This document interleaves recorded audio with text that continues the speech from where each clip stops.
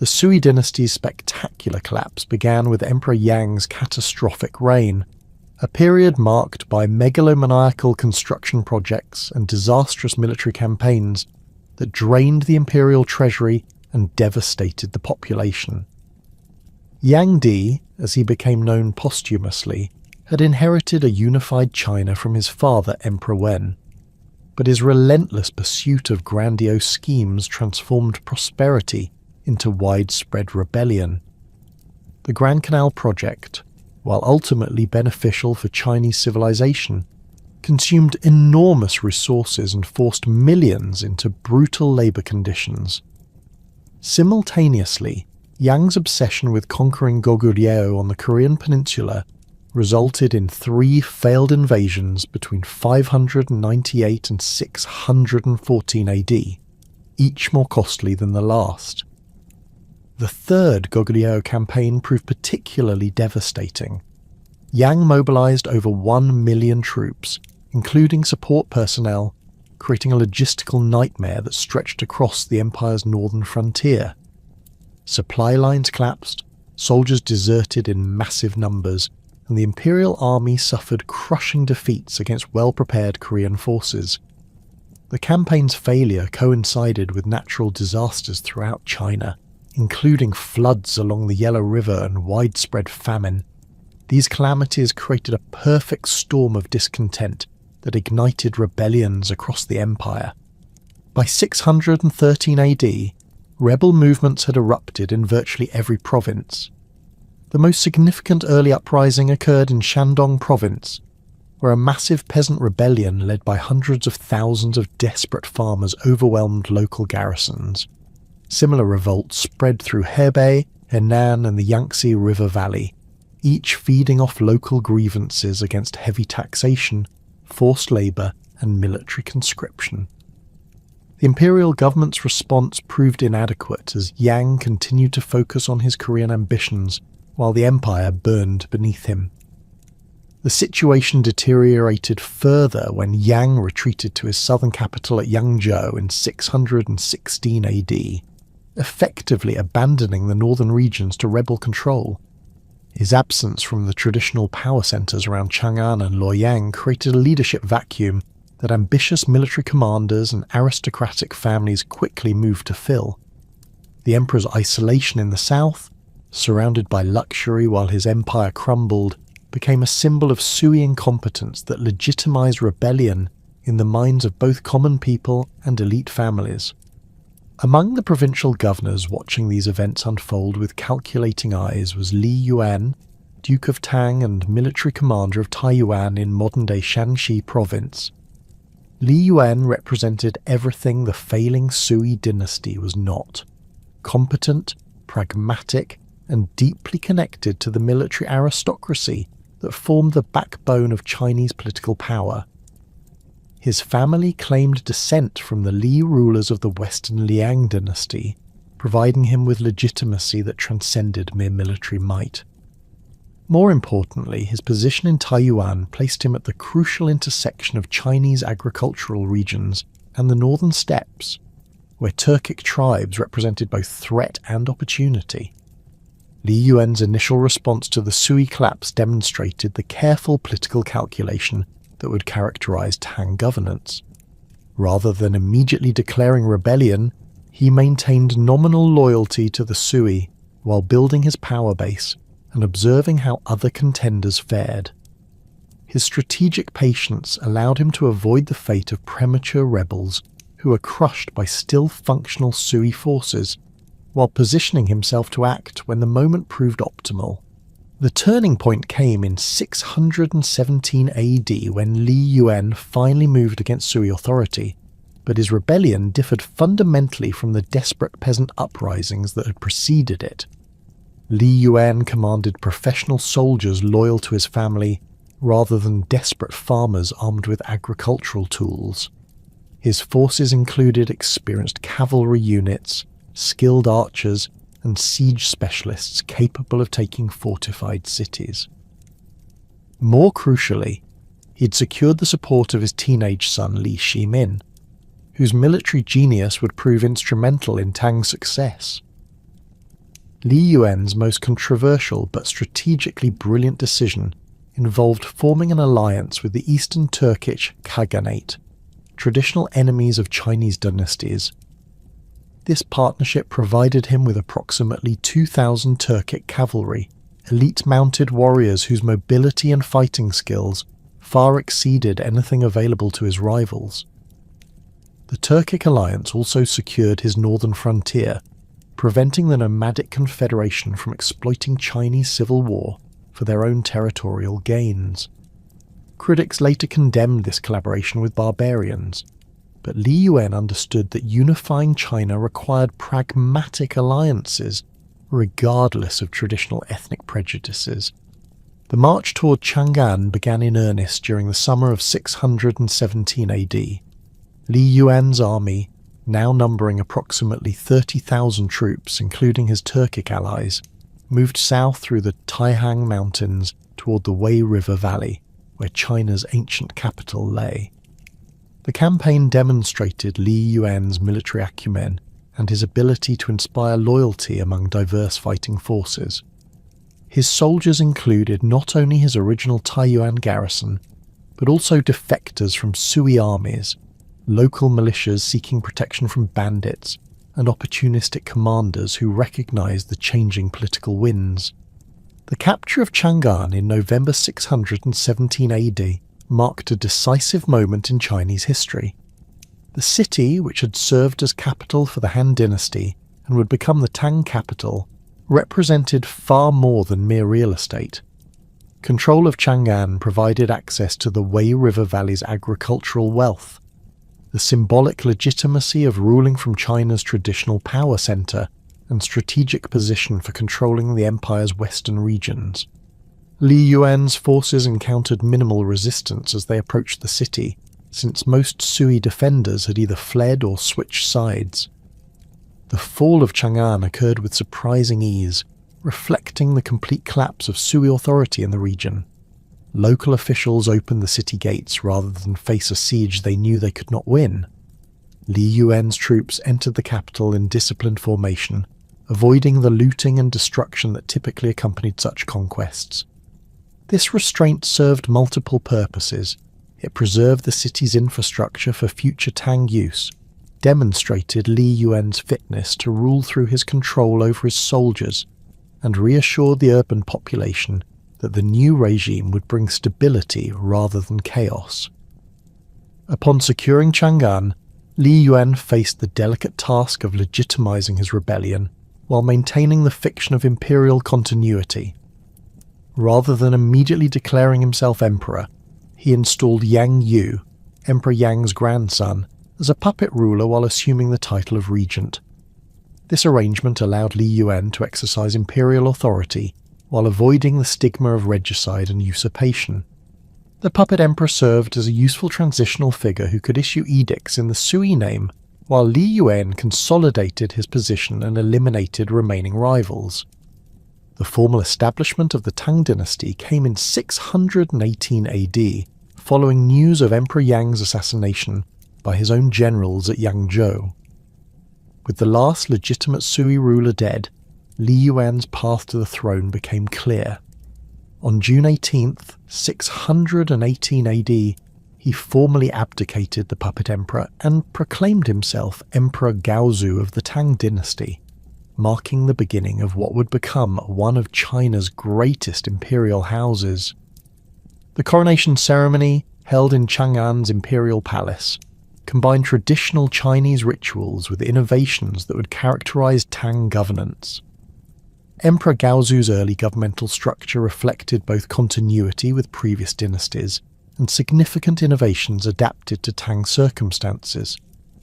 The new emperor retained the basic framework of Chinese imperial administration, including the 6 ministry system that managed personnel, revenue, rituals, war, justice, and public works.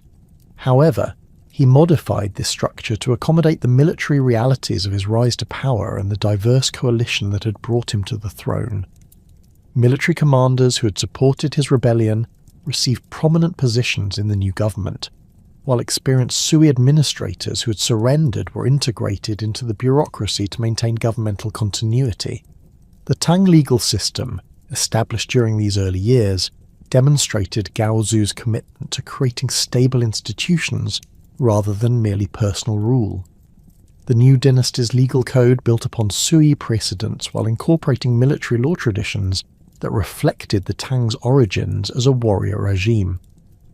This legal framework emphasized clear hierarchies, defined punishments for various crimes, and established procedures for governmental decision-making that would endure throughout the dynasty's existence.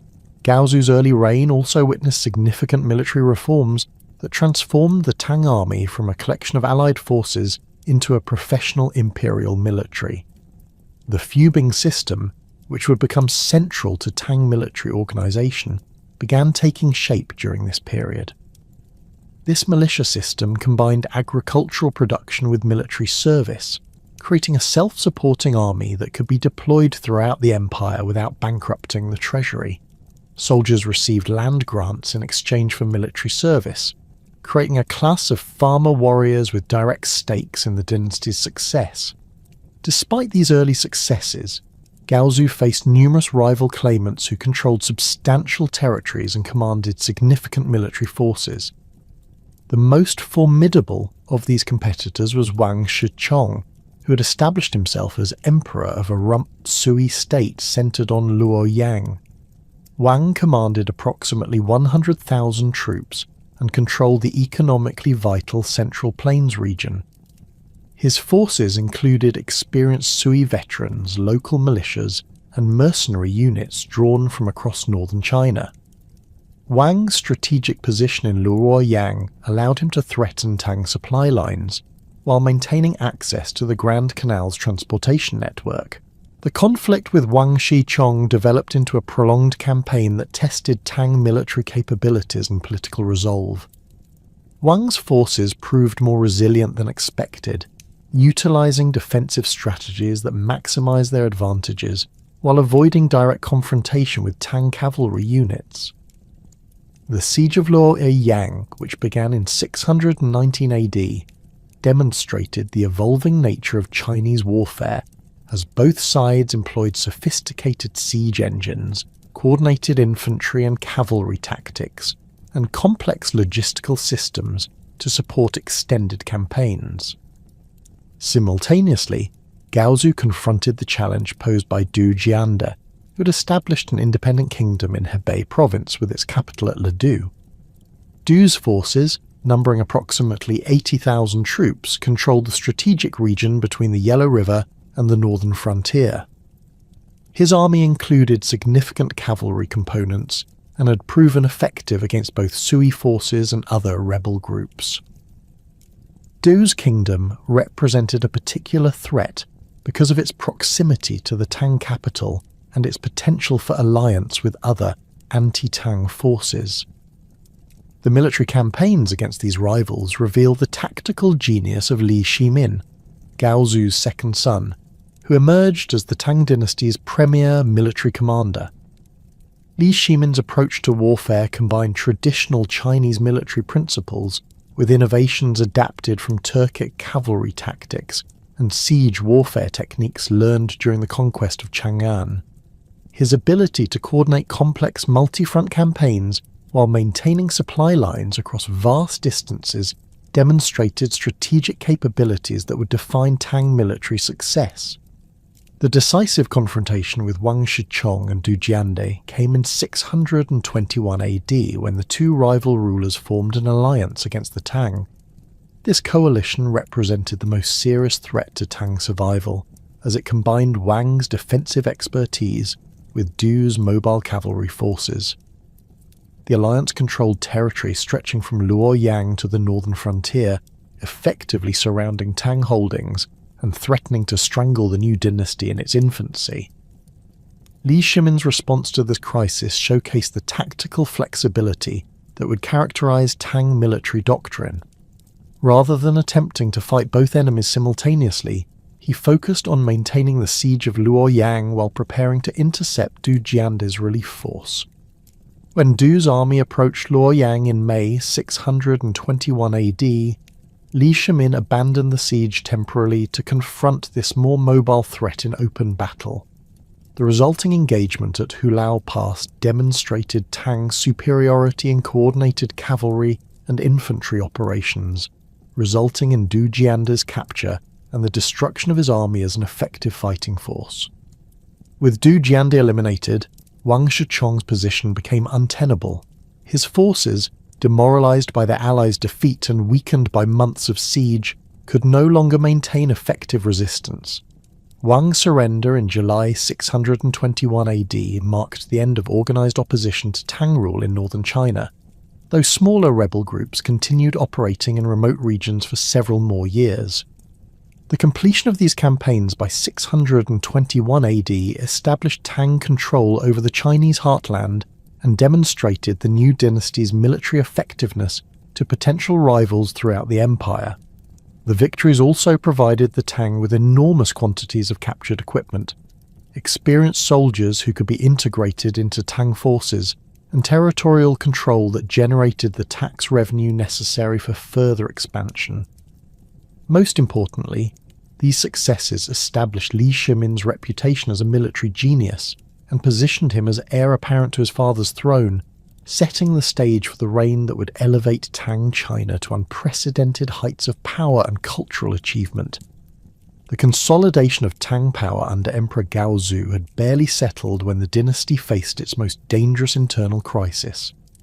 By 624 AD, tensions between Gaozu's sons had reached a breaking point that threatened to tear apart the empire Li Shimin's military genius had helped create.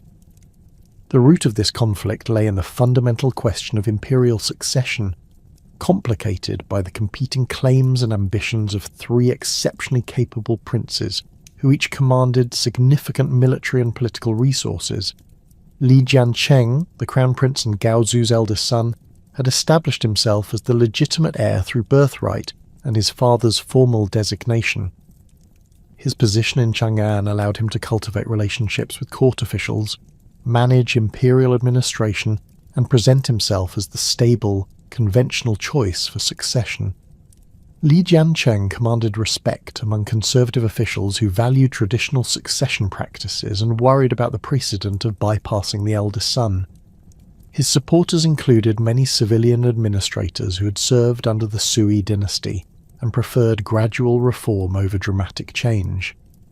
Li Yuanji, the youngest of the three brothers, had emerged as a formidable military commander in his own right, though his achievements were overshadowed by Li Shimin's spectacular victories. Li Yuanji controlled significant cavalry forces and had proven effective in campaigns against Turkic raiders along the northern frontier. His military experience, while less extensive than his middle brothers, had earned him the loyalty of several thousand professional soldiers who viewed him as their direct commander, rather than a distant imperial prince. Li Shimin occupied the most complex position among the three brothers. His military victories had made him indispensable to Tang's survival, yet his very success created suspicion about his ultimate ambitions. By 625 AD, Li Shimin commanded the personal loyalty of the empire's most effective military units, including elite cavalry formations and siege specialists who had served under him in the campaigns against Wang Shichong and Du Jiande. His supporters included not only military officers, but also younger court officials who admired his energy and vision for expanding Tang power beyond traditional Chinese boundaries. The political maneuvering between these factions intensified throughout 625 AD, as each brother sought to position himself for the eventual succession. Li Jiancheng and Li Yuanji formed an alliance against their middle brother, recognizing that Li Shimin's military reputation and popular support made him the greatest threat to their respective ambitions. This coalition began systematically undermining Li Shimin's position at court, questioning his loyalty to their father and suggesting that his military successes had made him dangerously ambitious. Emperor Gaozu found himself caught between his son's competing claims, unable to resolve the succession crisis without potentially triggering civil war. The aging emperor's indecision reflected both his genuine affection for all three sons and his recognition that choosing any one of them might provoke the others to rebellion. Gaozu's attempts to balance their competing interests by assigning them different responsibilities only intensified their rivalry, as each brother interpreted imperial favour toward his siblings as evidence of discrimination against himself. The crisis reached its climax in the early summer of 626 AD when Li Jiancheng and Li Yuanji began planning Li Shimin's elimination. Intelligence reports reaching Li Shimin's supporters indicated that the crown prince intended to have his middle brother arrested on charges of treason, followed by a swift execution that would remove the primary obstacle to traditional succession. The plot involved key court officials loyal to Li Jiancheng, palace guards under Li Yuanji's command, and a coordinated propaganda campaign designed to justify Li Shimin's death as necessary for imperial stability. Li Shimin's response to this threat demonstrated the decisive leadership that would characterize his later reign as emperor. Rather than fleeing Chang'an or attempting to negotiate with his brothers, he chose to strike first with a carefully planned preemptive attack. The operation required precise timing, absolute secrecy, and the coordination of multiple military units within the heavily guarded imperial palace complex. Li Shimin's ability to organize such a complex undertaking while maintaining the appearance of normal court routine revealed sophisticated planning capabilities that extended far beyond battlefield tactics. The Xuanwu Gate incident unfolded on July 2nd, 626 AD, when Li Shimin and his supporters ambushed Li Jiancheng and Li Yuanji as they entered the palace for what they believed was a routine imperial audience. The location was strategically chosen. The Xuanwu Gate served as the northern entrance to the imperial palace, a narrow passage that prevented Li Shimin's targets from bringing large escort forces while providing his own men with defensive positions from which to control the engagement. Li Shimin personally participated in the ambush, demonstrating the hands-on leadership style that had made him effective in military campaigns. When Li Jiancheng attempted to flee after realizing the trap, Li Shimin pursued him on horseback and killed his eldest brother with arrows fired from close range. The Crown Prince's death occurred within sight of the palace walls, emphasizing the dramatic nature of this succession struggle and the personal stakes involved for all participants. Li Yuanji's death followed shortly afterward, as Li Shimin's supporters overwhelmed the youngest brother's small escort force. The speed and efficiency of these killings prevented any organized resistance from forming, while the location within the palace complex ensured that news of the brothers' deaths reached Emperor Gaozu before their supporters could mount a counterattack. Li Shimin's men secured the palace gates and established control over key administrative buildings, effectively presenting the emperor with a fait accompli that left him no choice but to accept his middle son's actions. Emperor Gaozu's immediate reaction to the Xuanwu Gate incident reflected both shock at his son's deaths and pragmatic recognition of the new political reality. The emperor found himself confronted by Li Shimin's armed supporters in his own palace, with his designated heir dead and his youngest son eliminated as a potential alternative. Gaozu's decision to abdicate in favor of Li Shimin came after several days of tense negotiations during which the emperor gradually accepted that resistance would only lead to further bloodshed and potential civil war. The formal abdication ceremony on September 4th, 626 AD, marked Li Shimin's transformation from successful prince to Emperor Taizong of the Tang Dynasty. The new emperor's choice of the reign name Taizong, meaning great ancestor, signalled his intention to establish a new standard for imperial governance rather than merely continuing his father's policies. The coronation combined traditional Chinese imperial rituals with innovations that reflected Taizong's military background and his vision for expanding Tang power throughout East Asia. Emperor Taizong's first priority involved consolidating his position, by eliminating potential threats from his deceased brother's supporters while demonstrating magnanimity toward those willing to accept the new regime. The emperor ordered the execution of Li Jiancheng's and Li Yuanji's adult male children, following traditional Chinese practice of eliminating potential claimants to prevent future rebellions. However, he showed mercy to officials who had served his brothers, integrating many of them into his own administration and demonstrating that competent service would be rewarded regardless of past loyalties. The new emperor's administrative reforms began immediately with a comprehensive reorganization of the imperial government, designed to prevent the succession crisis that had nearly destroyed the Tang dynasty. Taizong perfected the 3 chancelleries and 6 ministries system that would become the standard model for Chinese imperial administration for the next 13 centuries. The 3 chancelleries, the Imperial Chancellery, the Imperial Secretariat, and the Department of State Affairs, created a system of checks and balances that prevented any single official or faction from accumulating excessive power. The Imperial Chancellery served as the emperor's personal advisory body, staffed by scholars and experienced administrators who could provide informed counsel on policy matters. These officials reviewed proposed edicts and regulations before they reached the emperor, ensuring that imperial decisions reflected careful consideration of their implications and consequences. The chancellery system also provided Taizong with multiple sources of information about conditions throughout the empire, reducing his dependence on any single group of advisors. The Imperial Secretariat functioned as the primary drafting body for imperial edicts and correspondence, transforming the emperor's decisions into formal documents that could be implemented by provincial and local officials.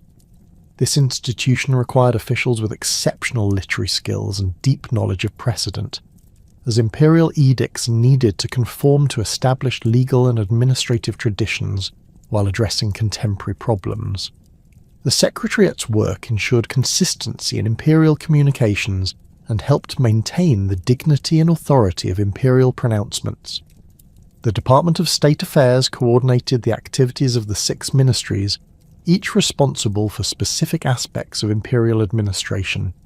The Ministry of Personnel managed the appointment, promotion, and evaluation of government officials throughout the empire. The Ministry of Revenue oversaw tax collection, government finances, and the management of state-owned resources including agricultural lands, mines, and workshops. The Ministry of Rituals supervised court ceremonies, religious observances, and the examination system used to select government officials. The Ministry of War administered the imperial military, including the recruitment and training of soldiers, the maintenance of weapons and equipment, and the coordination of campaigns against external enemies. The Ministry of Justice managed the legal system, supervising courts throughout the empire and ensuring consistent application of imperial law. The Ministry of Public Works oversaw construction projects, transportation infrastructure, and water management systems essential for agricultural productivity and urban development. Taizong's refinement of this administrative structure included innovations designed to improve efficiency and prevent corruption. The emperor established regular reporting requirements that forced ministry officials to provide detailed accounts of their activities and expenditures. He also created inspection circuits that sent imperial representatives to provinces throughout the empire, providing independent assessments of local conditions and official performance. These reforms created an administrative system capable of governing an empire that would eventually stretch from Korea to Central Asia. The equal field system, known as Juntianzi, represented one of Taizong's most significant domestic reforms. This land distribution program aimed to provide every adult male with sufficient agricultural land to support his family while ensuring adequate tax revenue for the imperial government. The system allocated approximately 100 miyu of land to each adult male, with additional grants for family members and provisions for returning land to the state upon the recipient's death. This arrangement created a class of small farmers with direct stakes in the dynasty's success, while preventing the concentration of agricultural land in the hands of wealthy families and medullahs. implementation of the equal field system required massive administrative effort, as officials needed to survey available land, register eligible recipients, and monitor compliance with system requirements. The program worked most effectively in newly conquered territories where the Tang government could distribute land confiscated from defeated enemies or previously uncultivated areas brought under imperial control. In established agricultural regions, implementation proved more difficult due to existing property rights and the political influence of established landowners. The military reforms accompanying these administrative changes transformed the Tang army into the most effective fighting force in East Asia. Taizong expanded the fubing system initiated during his father's reign, creating a network of military agricultural colonies that provided both food production and the military service. Fubing soldiers received land grants in exchange for military obligations, including regular training, garrison duty, and participation in imperial campaigns. This system created a professional military force that could be maintained without the crushing tax burden that had contributed to the Sui dynasty's collapse. The fubing system's effectiveness depended on careful selection of military colonists and strategic placement of their settlements. Taizong's officials chose soldiers based on their physical fitness, military experience, and loyalty to the Tang dynasty. The colonies were established along frontier regions where military threats were most likely to emerge, creating a defensive network that could respond quickly to invasions while providing early warning of enemy movements. The system also included provisions for rotating soldiers between agricultural work and active military duty, ensuring that fubing units maintained their fighting effectiveness while contributing to economic productivity. Emperor Taizong's military ambitions extended far beyond defending existing Tang territory.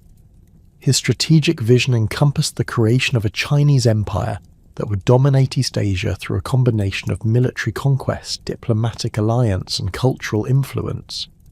This expansionist program began with campaigns against the Eastern Turkic Khaganate, the nomadic confederation that had both aided and threatened Chinese dynasties for generations.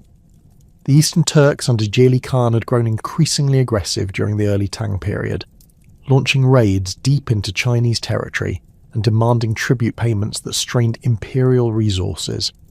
Jeli's forces included approximately 200,000 warriors organized into highly mobile cavalry units capable of striking Chinese settlements and withdrawing before imperial forces could respond effectively.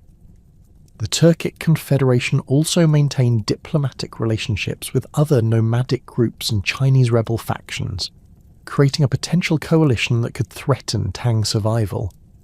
Taizong's response to the Turkic threat demonstrated the strategic patience and careful preparation that characterized his approach to military challenges. Rather than launching immediate counterattacks that might fail due to inadequate preparation, the emperor spent several years strengthening Tang military capabilities while exploiting divisions within the Turkic Confederation. Chinese diplomatic missions worked to separate Jeli Khan from his tribal allies, offering alternative arrangements to Turkic leaders who might be willing to abandon the Confederation in exchange for Chinese recognition and material benefits. The decisive campaign against the Eastern Turks began in 629 AD, when Taizong judged that Tang forces had achieved sufficient strength and Turkic unity had weakened sufficiently to ensure victory. The emperor appointed Li Jing, one of his most capable generals, to command an army of 100,000 troops, including infantry, cavalry, and siege specialists. Li Jing's force represented the largest military expedition launched by the Tang dynasty to that point, demonstrating Taizong's commitment to eliminating the Turkic threat permanently rather than merely repelling the latest round of raids. The campaign's success exceeded even Taizong's optimistic expectations. Li Jing's forces advanced rapidly across the northern steppes, utilizing superior logistics and coordination to maintain their effectiveness across vast distances. The Tang army's combination of Chinese infantry discipline and cavalry tactics learned from Turkic allies proved devastatingly effective against traditional nomadic fighting methods. Jie Khan's forces, weakened by defections and internal disputes, could not mount effective resistance against the Chinese advance. The capture of Jie Khan in 630 AD marked the complete collapse of Eastern Turkic power and established Tang hegemony across the northern steppes. The former Khan's submission to Emperor Taizong in the Chinese capital provided dramatic evidence of the dynasty's military success and attracted diplomatic missions from nomadic groups throughout Central Asia, seeking accommodation with the new regional hegemon. The victory also yielded enormous quantities of livestock, precious metals, and skilled craftsmen who could contribute to Tang economic development. The death of Emperor Taizong in 649 AD marked a pivotal transition in Tang history as power passed to his ninth son Li Ji, who ascended the throne as Emperor Gaozong. Unlike the dramatic succession crisis that had brought Taizong to power, this transition proceeded smoothly according to established precedent, reflecting the institutional stability that Taizong's reforms had created. Gaozong, 21 years old at his accession, had been carefully prepared for rulership through education in classical literature, military strategy, and administrative practice. However, the new emperor's personality differed markedly from his father's decisive and energetic character. Where Taizong had been bold and personally involved in military campaigns, Gaozong proved more cautious and inclined to delegate authority to trusted advisors. The early years of Gaozong's reign demonstrated both continuity with Taizong's policies and subtle shifts that would have profound long-term consequences. The emperor maintained his father's administrative structure, retaining experienced officials who had served under the previous regime, while gradually introducing his own appointments to key positions. The 3 chancelleries and 6 ministries system continued functioning effectively, providing stable governance during the transition period. However, Gaozong's more collaborative leadership style created opportunities for influential court figures to exercise greater authority than they had enjoyed under Taizong's more centralized approach. The most significant development during Gaozong's early reign involved his relationship with Wu Xiao, a former concubine of Emperor Taizong who had entered the palace as a 14-year-old in 638 AD. Following Taizong's death, Wu Xiao had been sent to Ganya Temple to become a Buddhist nun, as was customary for deceased emperors' concubines. However, Gaozong had developed a romantic attachment to Wu Xiao during his father's lifetime, and in 651 AD he recalled her from the convent to serve as his concubine. This decision violated traditional protocols regarding imperial succession and created scandal among conservative court officials who viewed such behaviour as improper and potentially destabilising. Wu Xiao's return to court initiated one of the most remarkable political careers in Chinese history. Born into a merchant family in Lezhou, she possessed exceptional intelligence, literary skills, and political acumen that distinguished her from other imperial concubines.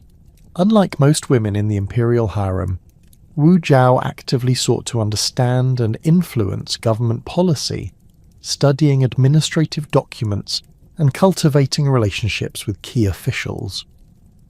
Her background outside the traditional aristocratic families that typically supplied imperial consorts provided her with different perspectives on governance and fewer constraints from established family interests.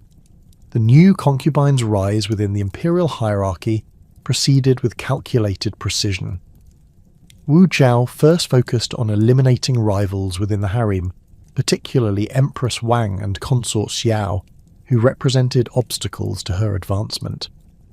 In 654 AD, a mysterious incident involving the death of Wu Xiao's infant daughter provided the pretext for accusations against Empress Wang. Wu Xiao claimed that the empress had murdered the child out of jealousy, charges that could not be definitively proven, but created sufficient suspicion to undermine Wang's position. The incident demonstrated Wu Xiao's willingness to use extreme measures to achieve her political objectives and her skill in manipulating court intrigue to her advantage. Emperor Gaozong's decision to depose Empress Wang and elevate Wu Jiao to empress in 655 AD shocked the imperial court and created lasting opposition among traditional officials. The deposition required overcoming substantial resistance from senior ministers who argued that such unprecedented action violated established precedent and threatened imperial stability. Chancellor Chu Sui-liang and other veteran officials who had served under Taizong opposed the change vehemently, warning that Wu Jiao's elevation would set dangerous precedents and undermine respect for imperial authority.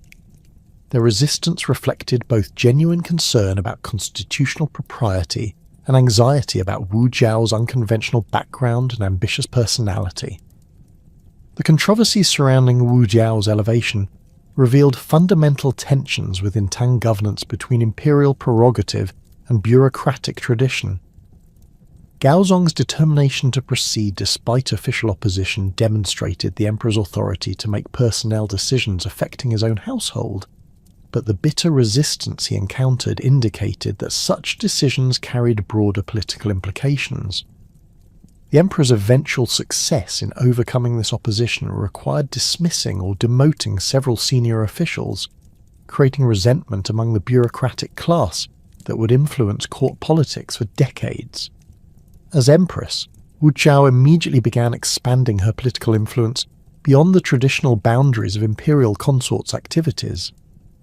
She attended court sessions where policy matters were discussed, offered opinions on administrative appointments, and developed independent relationships with government officials. This level of political involvement by an empress was unprecedented in Chinese history, where imperial wives typically confined their activities to ceremonial functions and harem management.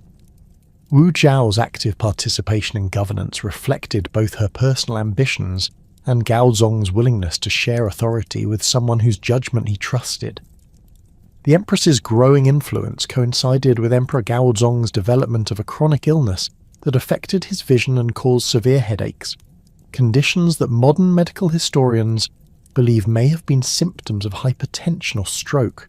These health problems, which became apparent around 660 AD, limited Gaozong's ability to handle the demanding schedule of imperial duties and created opportunities for Wu Jiao to assume greater responsibilities. The emperor's reliance on his wife's assistance in managing government business gradually evolved into a de facto co-rulership that formalized Wu Jiao's position as the real power behind imperial decisions. During this period, the Tang Empire continued the territorial expansion that had characterized Taizong's reign, with military campaigns extending Chinese influence deeper into Central Asia and toward the Korean peninsula. The conquest of the Western Turkic Khaganate, completed in 657 AD, established Tang control over the Tarim Basin and opened direct access to the Silk Road trade networks that connected China with Persia and the Byzantine Empire. This expansion required maintaining garrisons across vast distances and managing relationships with dozens of local rulers who had submitted to Chinese authority while retaining considerable autonomy in their internal affairs. The administration of these newly conquered territories presented complex challenges that tested Tang governmental capabilities. Unlike the agricultural regions of China proper, where the equal field system and established administrative structures could be implemented relatively easily, the Central Asian territories required different approaches adapted to nomadic societies and oasis-based agriculture. Tang officials developed a flexible system of indirect rule that allowed local leaders to maintain their positions, while accepting Chinese oversight and contributing to imperial military campaigns when required. The Korean campaigns of Gaozong's reign represented the most ambitious and costly military undertakings of the period. The emperor's decision to renew Chinese efforts to conquer Goguryeo reflected both strategic concerns about Korean independence and personal desire to complete the unfinished business of previous dynasties. Goguryeo, centered in northern Korea and southern Manchuria, commanded formidable military resources and had successfully resisted Chinese invasions for generations. The kingdom's strategic position allowed it to threaten Chinese interests in Liaodong, while potentially allying with other regional powers against Tang expansion. The first major Korean campaign began in 661 AD with a massive military expedition involving over 100,000 Chinese troops, supported by naval forces and allied contingents from Baekje, one of the three Korean kingdoms. The campaign's initial phase achieved significant success, with Tang forces capturing several important fortresses and advancing deep into Goguryeo territory. However, the logistical challenges of maintaining such large forces across difficult terrain, combined with determined Korean resistance and harsh winter conditions, prevented the Chinese from achieving decisive victory. The complexity of Korean politics added another dimension to these military campaigns. The three Korean kingdoms, Goguryeo, Baekje, and Silla, maintained shifting alliances that Tang diplomats sought to exploit for Chinese advantage. Initially, the Tang had allied with the Silla against Goguryeo and Baekje, but Silla's growing strength and territorial ambitions eventually brought it into conflict with Chinese interests. This diplomatic complexity required Tang officials to balance military pressure with political maneuvering, seeking to prevent the emergence of a unified Korean resistance while advancing Chinese territorial objectives. Wu Zhao's influence on these military campaigns demonstrated her growing authority over imperial policy. The empress advocated for aggressive prosecution of the Korean Wars, arguing that Chinese prestige required completing the conquest regardless of costs.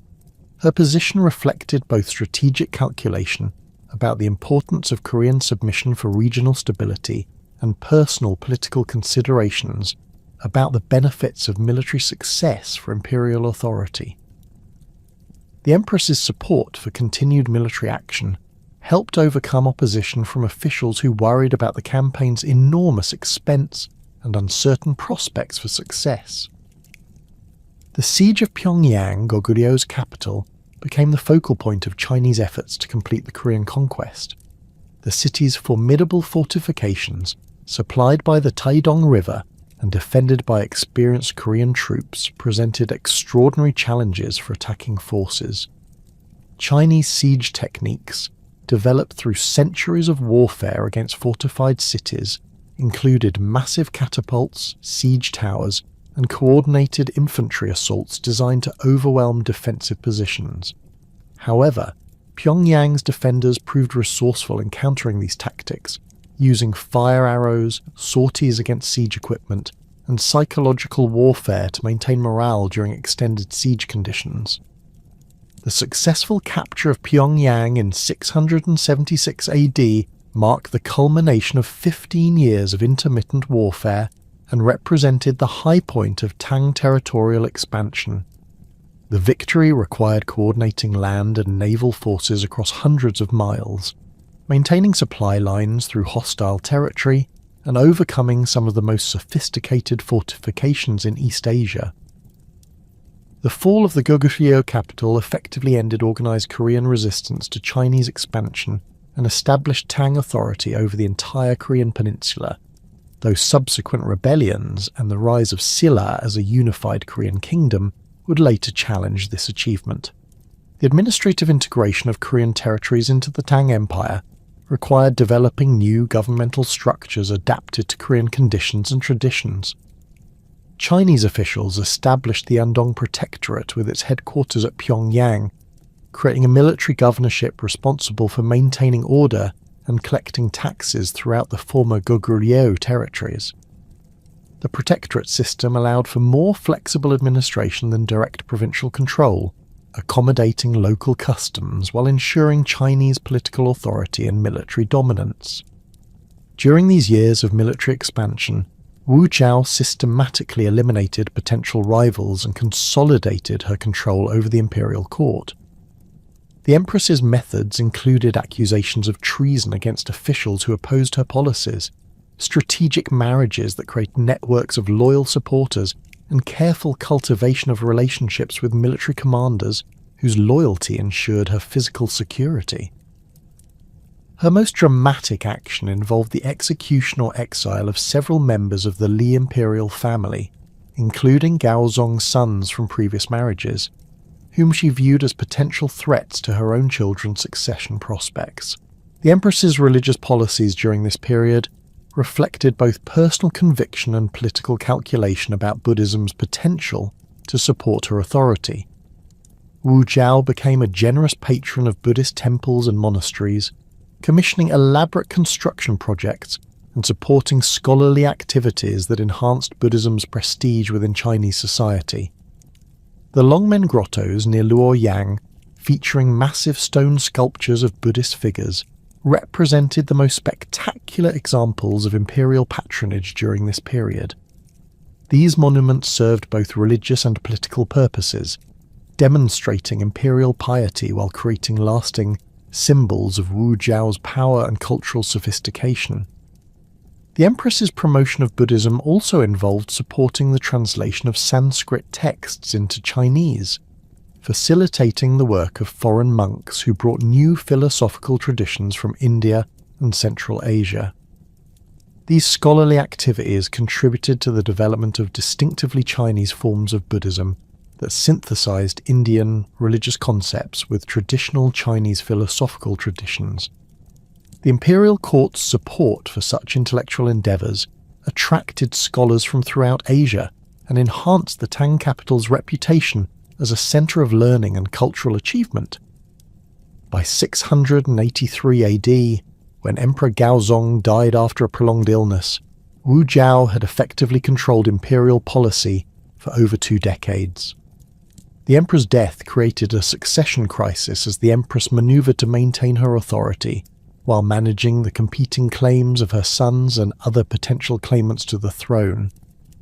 Her immediate installation of her son Li Jie as Emperor Zhongzong represented an attempt to preserve the appearance of legitimate succession while retaining real power in her own hands.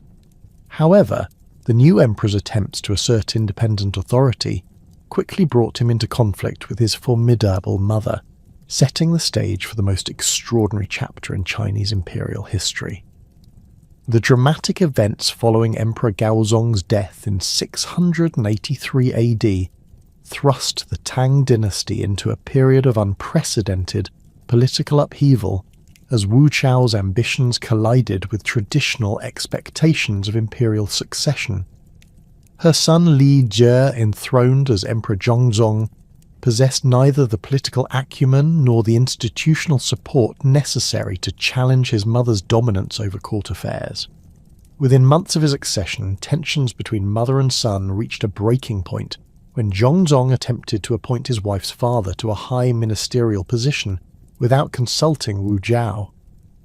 This seemingly minor personnel decision triggered a constitutional crisis that revealed the fundamental instability of the succession arrangement.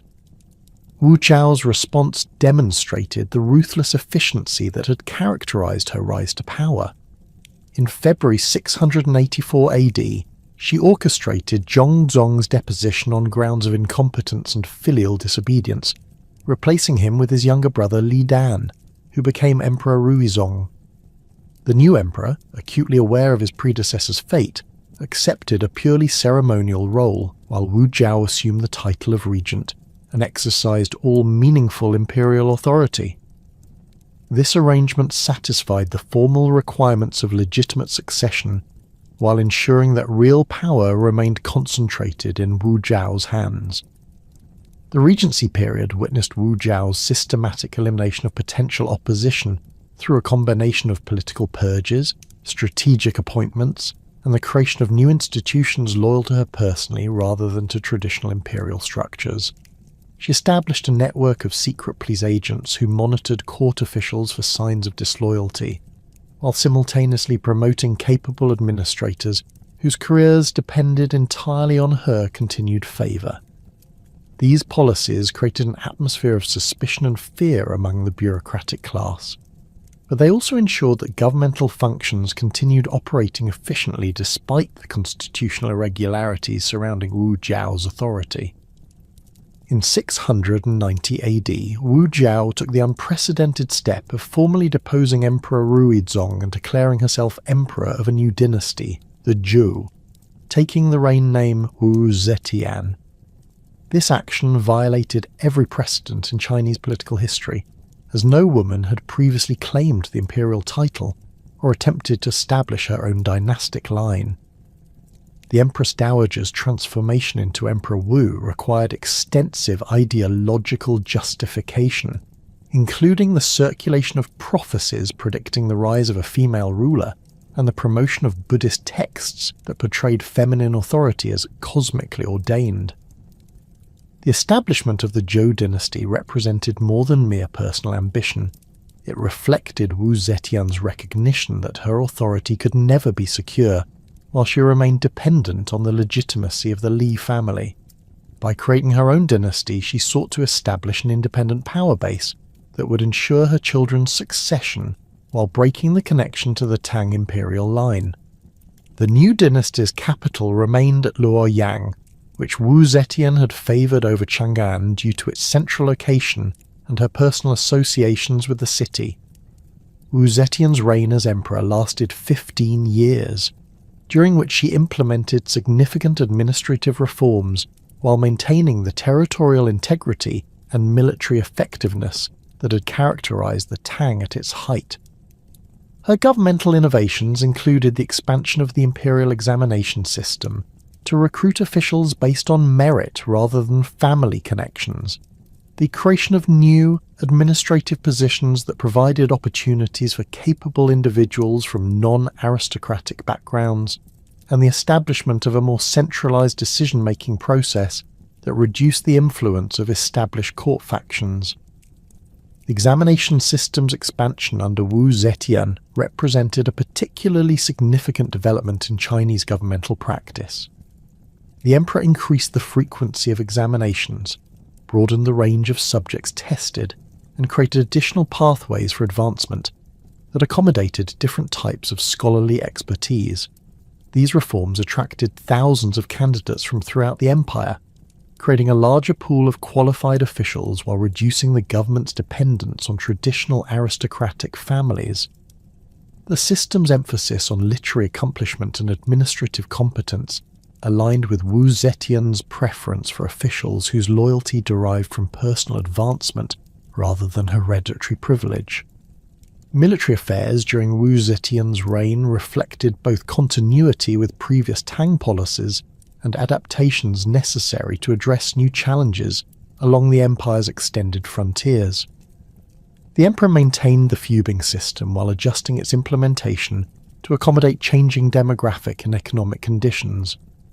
Population growth in core agricultural regions provided larger recruitment pools, while territorial expansion created new opportunities for military colonization in frontier areas.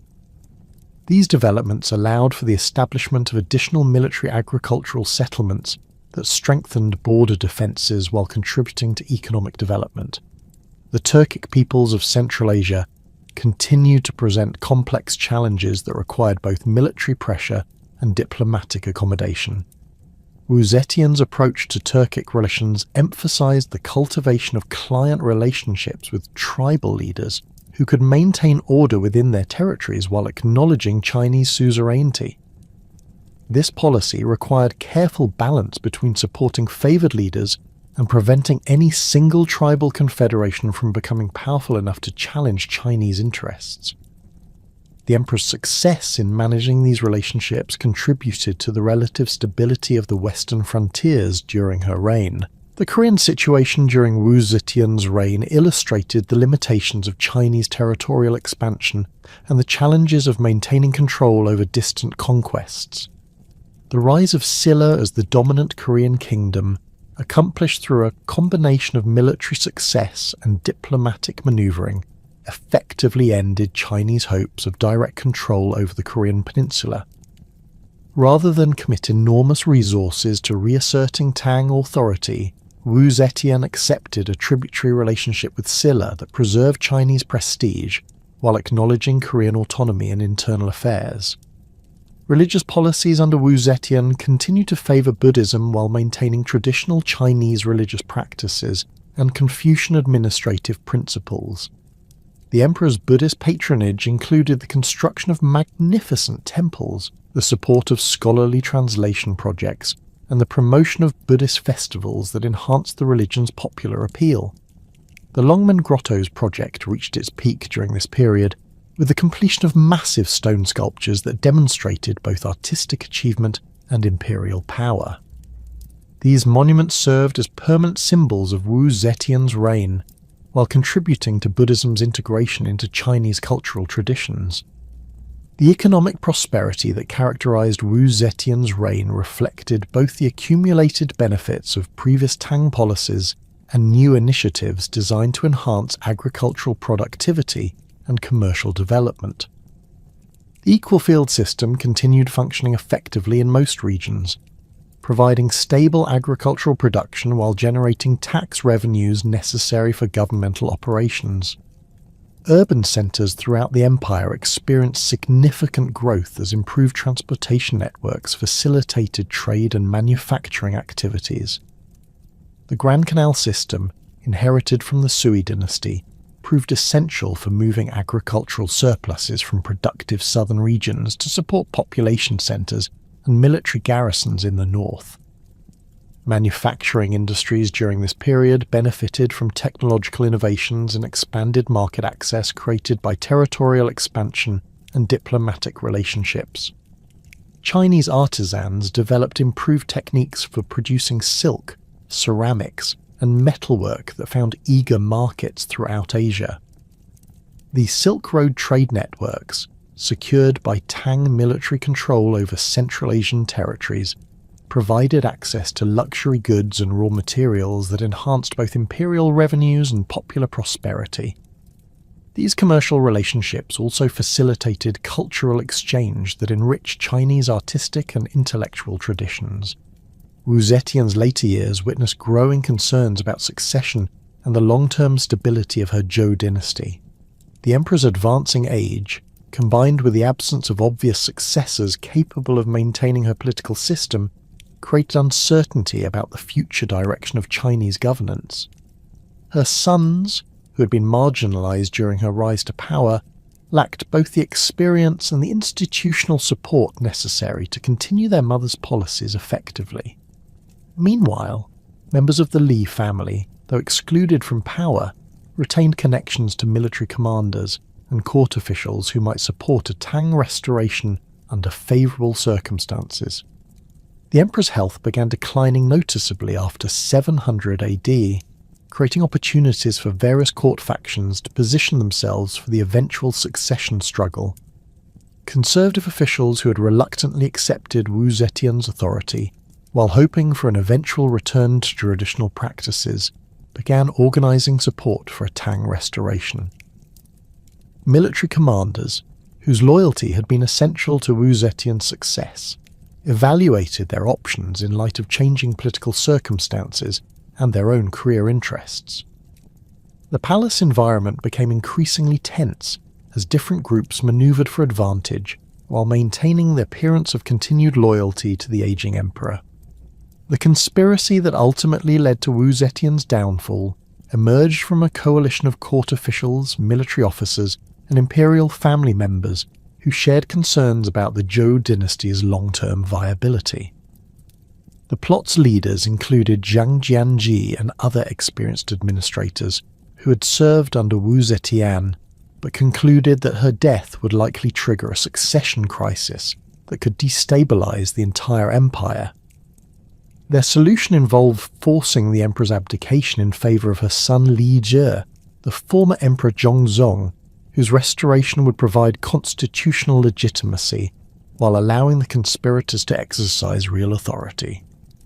The coup attempt unfolded in February 705 AD, when the conspirators gained access to Wu Zetian's private quarters in the Luoyang Palace. The emperor, weakened by illness and surprised by the coordinated nature of the plot, offered little resistance to demands for her abdication. Her acceptance of the inevitable reflected both physical exhaustion and recognition that continued resistance would likely result in civil war that could destroy the governmental system she had spent decades creating. The conspirators' success depended on their ability to present the abdication as a voluntary decision made in the empire's best interests, rather than a forced removal that might delegitimize the subsequent restoration. Li Zhi's restoration as Emperor Zhongzong in 705 AD marked the formal end of Wu Zetian's Zhou dynasty and the return of the Li family to the imperial throne. However, the restored emperor faced enormous challenges in re-establishing Tang authority, while managing the competing interests of various groups that had supported the restoration. The 21-year interruption of Tang rule had created new power centers and altered traditional relationships between the imperial family, the bureaucracy, and military commanders. Zhongzong's task involved not merely resuming previous policies, but reconstructing a governmental system capable of addressing changed circumstances. The restored emperor's reign proved brief and troubled, lasting only 5 years until his death in 710 AD under circumstances that suggested possible poisoning by his wife, Empress Wei. Zhongzong's inability to establish effective control over court politics reflected both his personal limitations and the structural problems created by the extended period of irregular succession. His attempts to reward supporters of the restoration while accommodating former Zhou officials created confusion about governmental priorities and policy directions. The emperor's reliance on his wife's family for political support alienated military commanders and court officials who had expected greater influence following their role in the restoration. Emperor Rusong's second reign, beginning after Zhongzong's death, represented another attempt to stabilize Tang governance while addressing the succession question that had plagued the dynasty for decades. Rusong, who had previously served as a puppet emperor under Wu Zetian, possessed greater awareness of court politics and the challenges facing imperial authority. However, his advanced age and the presence of multiple potential successors created new uncertainties about the dynasty's future direction. The emperor's decision to abdicate in 712 AD in favour of his son Li Longji reflected recognition that effective governance required a younger, more energetic ruler capable of implementing comprehensive reforms. Li Longji's accession as Emperor Xuanzong marked the beginning of the most celebrated period in Tang history. The new emperor, 38 years old at the time of his coronation, possessed both the political experience and personal capabilities necessary to restore the dynasty's former glory. His education had included extensive study of classical literature, military strategy, and administrative practice, while his involvement in court politics during the Restoration period had provided practical knowledge of governmental operations. Xuanzong's personality combined intellectual curiosity with decisive leadership, creating the foundation for reforms that would transform the Tang Empire.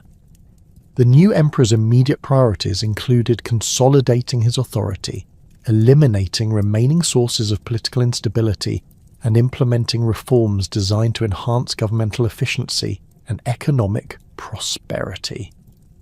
Xuanzong's approach to these challenges reflected lessons learned from the previous decades of political turmoil, particularly the importance of maintaining clear lines of authority and preventing the emergence of alternative power centers that could challenge imperial control. His early actions demonstrated both respect for established traditions and willingness to modify existing practices when circumstances required adaptation. The Kaiyuan era, formally proclaimed in 713 AD, represented Xuanzong's vision for a restored and revitalized Tang dynasty that would surpass even the achievements of Taizong's reign. The era name, meaning opening of the epoch, signaled the emperor's intention to inaugurate a new period of Chinese greatness, characterized by territorial expansion, cultural flowering, and economic prosperity. This ambitious program required comprehensive reforms affecting every aspect of imperial governance, from military organization and administrative procedures to educational policies and religious practices. Administrative efficiency improvements under Xuanzong began with a thorough reorganization of the 3 chancelleries and 6 ministries system that had been disrupted during the previous decades of political instability. The emperor appointed capable officials to key positions while establishing new procedures designed to improve communication between different governmental departments. Regular meetings between ministry heads and chancellery. Officials ensured coordination of policy implementation, while standardized reporting requirements provided the emperor with accurate information about conditions throughout the empire. The expansion of the imperial examination system during Xuanzong's early reign reflected both practical needs for qualified officials and philosophical commitment to meritocratic governance. The emperor increased the number of examination candidates accepted each year while creating additional specialized examinations for different types of governmental service. These reforms attracted talented individuals from throughout the empire, creating a larger pool of qualified administrators while reducing the influence of hereditary privilege in official appointments. The examination system's emphasis on classical learning and practical skills aligned with Xuanzong's vision of professional governance based on competence rather than family connections. Military reorganization under Xuanzong addressed structural problems that had developed during the previous decades, while adapting Tang forces to new strategic challenges. The emperor modified the fubing system to accommodate demographic changes and territorial requirements, creating more flexible arrangements for military service that could respond to varying local conditions.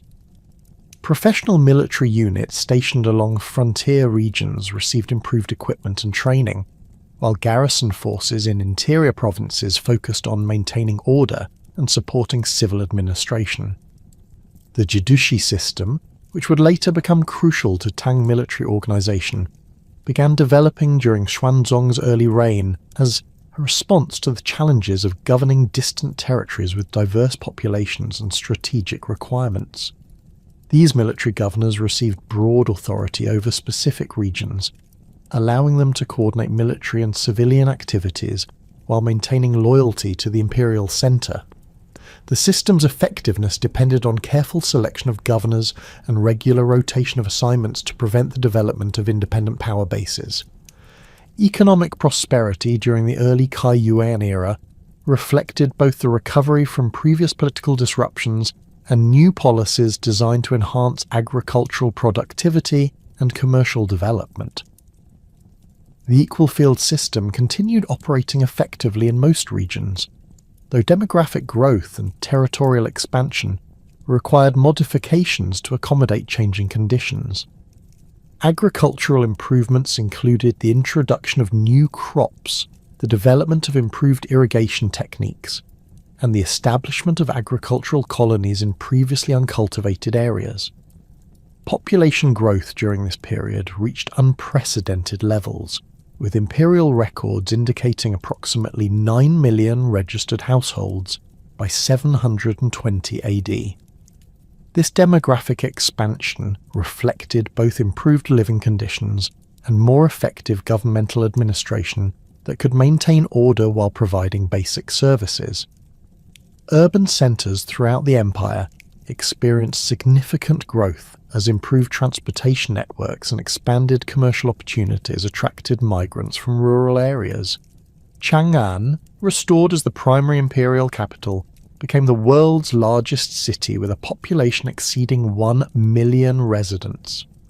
The flourishing of urban centres during Xuanzong's early reign created new opportunities for commercial and cultural development that enhanced the empire's prosperity and international prestige.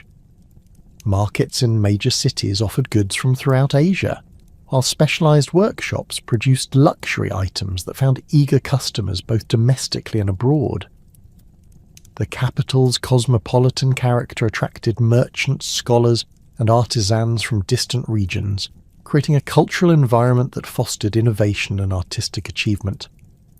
Manufacturing industries benefited from technological innovations and expanded market access created by political stability and territorial expansion. Chinese artisans developed new techniques for producing silk, ceramics, and metalwork that enhanced both quality and efficiency. The Silk Road trade networks, secured by Tang military control over Central Asian territories, provided access to raw materials and luxury goods that supported both imperial revenues and popular prosperity. These commercial relationships also facilitated cultural exchange that enriched Chinese artistic and intellectual traditions, while spreading Tang influence throughout Asia. The transformation of Chang'an into the world's most magnificent metropolis during Xuanzong's reign represented far more than urban planning success. It embodied the Tang dynasty's emergence as the dominant civilization of its age. By 725 AD, the capital's population had swelled to approximately 1.2 million residents within the city walls, with another 800,000 inhabiting the surrounding metropolitan area. The city's rectangular layout, measuring roughly 9 kilometers east to west and 8 kilometers north to south, encompassed 84 square kilometers of carefully planned districts that accommodated this massive population while maintaining order and facilitating commerce. The Imperial Palace complex occupied the northern section of the city, its vermilion walls and golden-roofed halls rising above the urban landscape like a terrestrial representation of celestial authority. The Daming Palace, completed during this period, covered over 3 square kilometers and contained more than 40 separate buildings, connected by covered walkways and surrounded by elaborate gardens. The throne hall's soaring roof, supported by massive wooden columns and decorated with intricate carvings of dragons and phoenixes, could accommodate thousands of officials during major court ceremonies.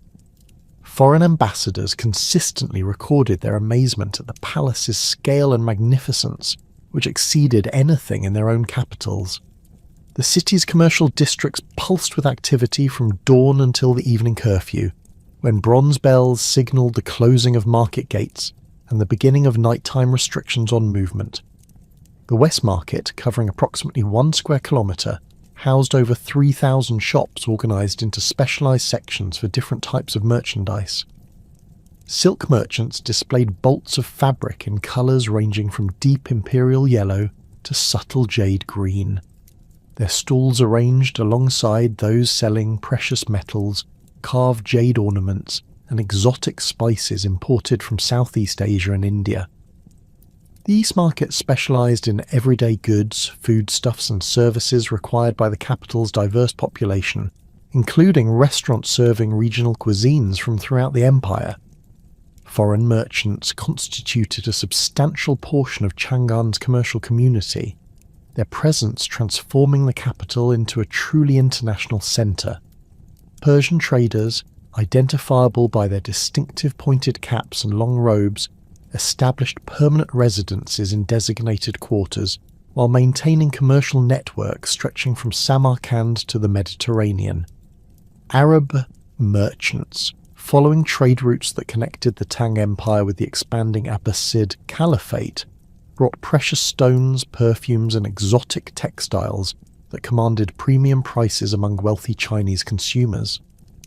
Korean and Japanese envoys maintained diplomatic compounds that also served as centres for cultural and commercial exchange.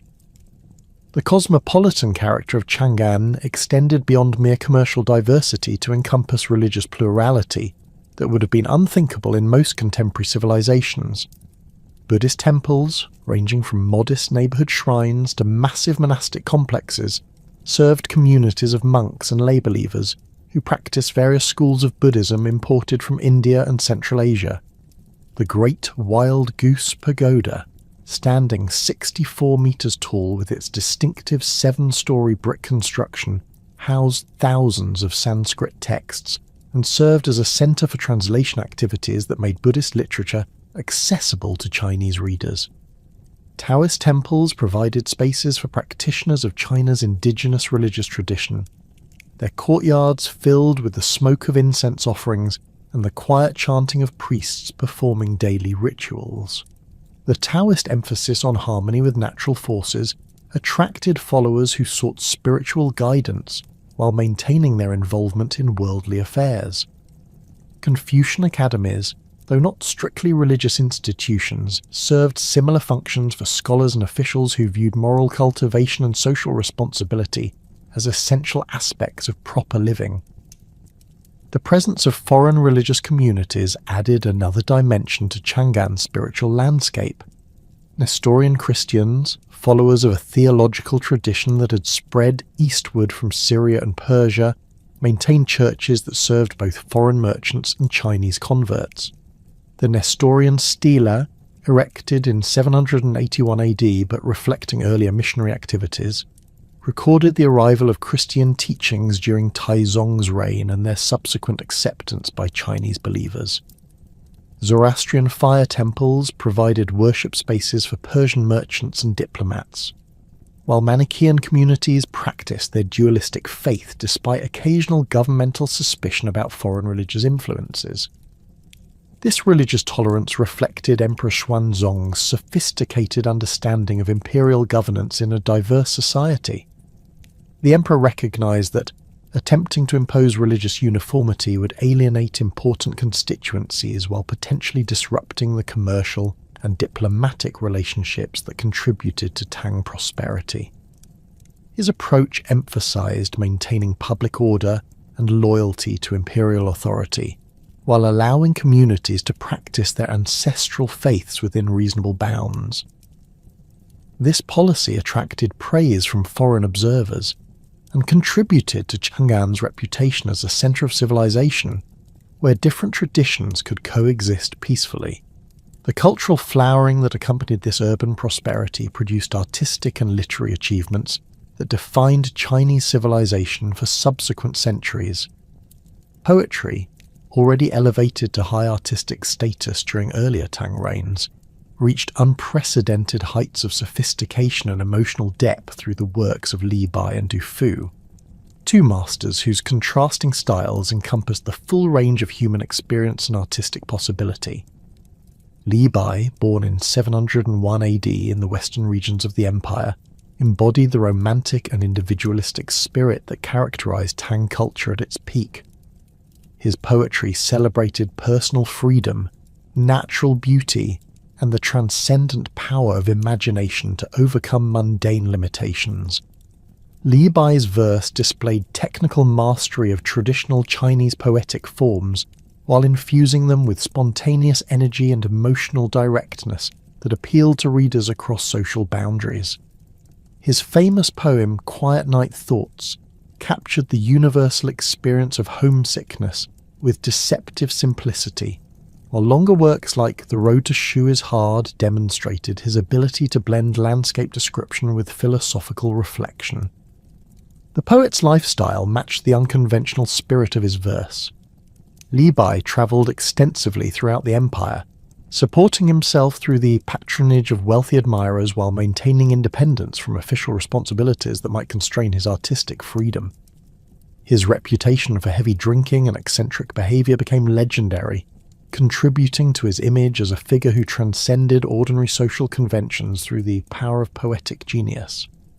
Court records indicate that Xuanzong himself admired Li Bai's work and invited the poet to serve at the Imperial Academy, though their relationship proved too volatile for sustained collaboration. Du Fu, born in 712 AD into a family with a tradition of government service, represented a different approach to poetic art that emphasized social responsibility and moral engagement with contemporary problems. His poetry combined technical excellence with deep concern for the welfare of common people, particularly during periods of political upheaval and military conflict. Du Fu's verse demonstrated mastery of traditional forms while addressing subjects that previous poets had often ignored, including the sufferings of war, the corruption of officials, and the hardships faced by farmers and soldiers.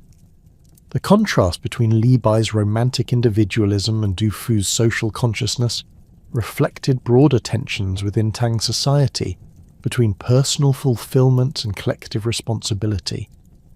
Both poets achieved recognition during their lifetimes, though Du Fu's reputation grew significantly after his death as later generations appreciated his moral seriousness and technical innovation.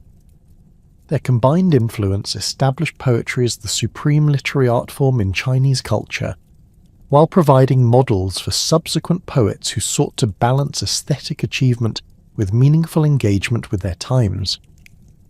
Painting during the Kaiyuan and Tianbao eras achieved new levels of sophistication through the development of techniques that captured both natural beauty and spiritual significance. Court painters like Wu Daozi perfected methods for depicting human figures with unprecedented realism while maintaining the symbolic and decorative functions that Chinese art traditionally served. Wu Daozi's murals in Buddhist temples combined religious iconography with landscape elements that created immersive environments for worship and contemplation. His technique of using flowing brushstrokes to suggest movement and emotion influenced generations of subsequent artists. Landscape painting emerged as a distinct genre during this period, reflecting Chinese philosophical traditions that emphasized harmony between human beings and natural environments. Artists developed techniques for representing mountains, rivers, and forests that conveyed both physical appearance and spiritual essence, creating works that served as objects of contemplation rather than mere decoration. The use of perspective and atmospheric effects allowed painters to suggest vast distances and changing weather conditions, while careful attention to seasonal details provided viewers with sensory experiences that complemented the visual impact. Portrait painting reached new heights of psychological insight as artists learned to capture not only physical appearance but also personality traits and emotional states.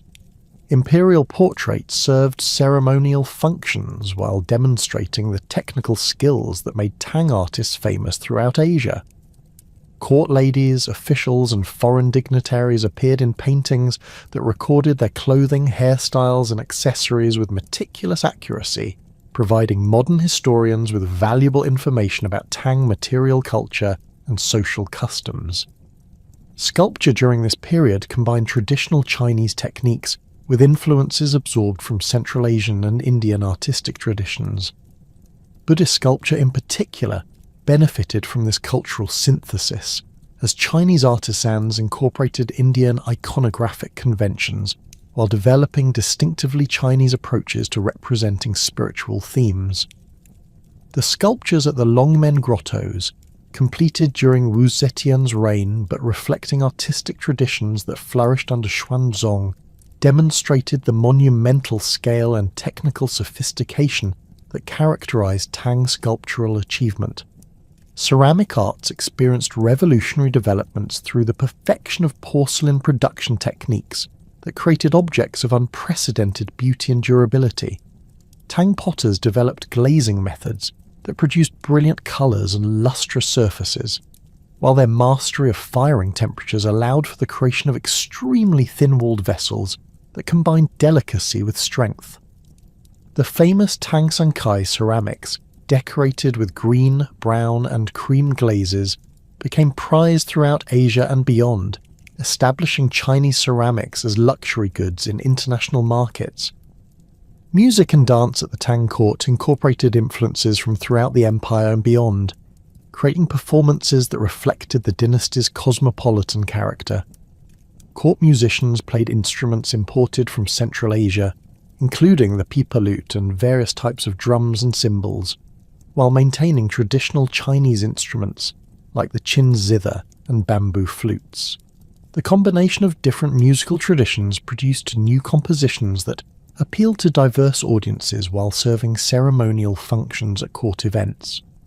Dance performances at imperial celebrations featured elaborate costumes and choreography that told stories drawn from Buddhist literature, Confucian classics, and popular folklore. The famous rainbow skirt and feather coat dance, reportedly created for Xuanzong's beloved consort Yang Guifei, combined graceful movements with spectacular costumes that created visual effects suggesting supernatural transformation. These performances required extensive training and coordination among dozens of dancers, musicians, and costume specialists, demonstrating the resources that the Tang court could devote to artistic achievement. The territorial expansion that accompanied this cultural flowering extended Tang influence to its greatest geographical extent in history. The empire's borders stretched from the Korean peninsula in the east to the Pamir Mountains in the west, encompassing territories that included modern-day China, Korea, Vietnam, and much of Central Asia. This vast domain required sophisticated administrative systems and military organizations capable of maintaining order across diverse populations and challenging geographical conditions. The protectorate system developed during this period provided a flexible framework for governing distant territories while accommodating local traditions and power structures. The Yangtze Protectorate, headquartered at Kucha in the Tarim Basin, administered Chinese interests in Central Asia through a combination of military garrisons, diplomatic agreements, and commercial arrangements with local rulers. Chinese officials worked with established elites to maintain order and collect taxes, while avoiding the costs and complications of direct administration over populations with different languages, customs, and religious practices. The Beiting Protectorate, centered at Tingzhou near modern-day Jimsa, controlled the northern routes of the Silk Road and managed relationships with Turkic tribes that could either support or threaten Chinese interests depending on their treatment by imperial authorities. The Protectorate's military forces included both Chinese troops and allied contingents drawn from local populations, creating integrated armies capable of responding to various types of threats while maintaining loyalty to the Tang dynasty. Diplomatic relationships during this period extended Chinese influence far beyond the empire's direct territorial control. The Tang court maintained regular communication with the Abbasid Caliphate, the Byzantine Empire, and various Central Asian kingdoms through embassy exchanges that combined political negotiation with commercial and cultural activities. Chinese diplomatic missions travelled as far as Samarkand, Baghdad, and Constantinople, carrying gifts that demonstrated Tang wealth and sophistication, while gathering information about foreign political developments and military capabilities. The Korean kingdoms maintained complex relationships with the Tang Empire that combined formal submission with practical autonomy in internal affairs. Silla, which had unified most of the Korean peninsula by the late 7th century, acknowledged Chinese suzerainty while maintaining its own governmental institutions and military forces. Regular tribute missions from the Korean court to Chang'an provided opportunities for diplomatic consultation and cultural exchange, while Korean students and monks travelled to China to study at imperial academies and Buddhist monasteries.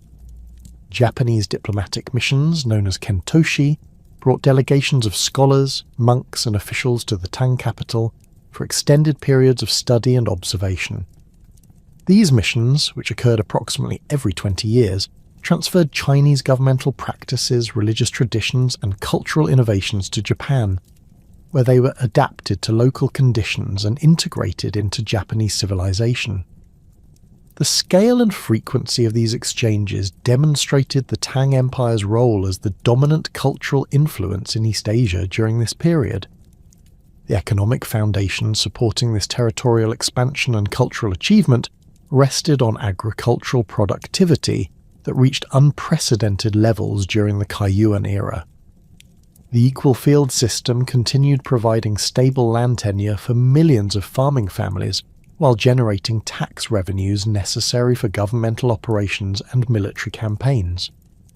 Agricultural improvements included the introduction of new crop varieties, the development of improved irrigation techniques, and the establishment of agricultural colonies in previously uncultivated regions.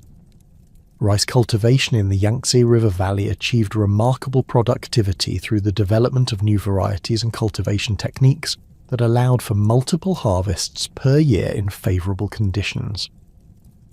The introduction of champa rice from Vietnam provided a drought-resistant variety that could be grown in areas previously unsuitable for rice cultivation, expanding the total agricultural area while improving food security for the empire's growing population. Wheat production in northern regions benefited from improved ploughing techniques and the use of iron agricultural tools that increased efficiency while reducing labour requirements. Commercial agriculture developed alongside subsistence farming as improved transportation networks created markets for specialised crops and manufactured goods. Tea cultivation expanded significantly during this period, transforming a regional beverage into a commodity with empire-wide distribution. Silk production, already well established in Chinese agriculture, achieved new levels of quality and quantity through improved breeding techniques and processing methods that enhanced both the appearance and durability of finished products. The Grand Canal system, inherited from the Sui Dynasty but expanded and improved under Tang administration, provided essential transportation infrastructure that connected agricultural regions with urban centres and military garrisons. The canal's northern section, linking the Yangtze River Valley with the Yellow River Basin, allowed for the efficient movement of grain shipments that fed the capital and supported military operations along the northern frontiers. Regular maintenance and improvement of canal facilities required substantial governmental investment, but provided economic returns that justified these expenditures. The prosperity and cultural magnificence of the Kaiyuan era began showing cracks by the 740s as Emperor Xuanzong's attention gradually shifted from governance to personal pleasures, particularly his infatuation with Yang Guifei, a consort whose beauty and charm captivated the aging emperor. Born Yang Yuhuan in 719 AD, she had originally been married to Xuanzong's 18th son, Prince Shou, before catching the emperor's eye during a court gathering in 737 AD. The emperor's decision to bring her into his own harem violated traditional protocols and created scandal among court officials, but Xuanzong's passion overrode such concerns. By 745 AD, Yang Gufei had been formally elevated to the rank of imperial consort, wielding influence over imperial policy that extended far beyond the traditional boundaries of harem politics. The emperor's obsession with Yang Gufei coincided with a gradual deterioration in his attention to administrative details and military affairs. Court sessions became less frequent, as Xuanzong preferred to spend time in the imperial gardens, composing poetry and music for his beloved consort. The emperor's famous composition, Rainbow Skirt and Feather Coat, required elaborate performances involving hundreds of dancers and musicians, consuming enormous resources while demonstrating the ruler's shift from practical governance to aesthetic pursuits. Officials noticed that memorials requiring imperial attention often went unread for weeks, while routine administrative decisions were increasingly delegated to Yang Guifei's relatives and supporters. Yang Guifei's family, particularly her cousin Yang Guozhong, rapidly accumulated power and wealth through their connection to the imperial favourite. Yang Guozhong, appointed to high ministerial positions despite limited administrative experience, used his influence to place family members and allies in key governmental posts throughout the empire.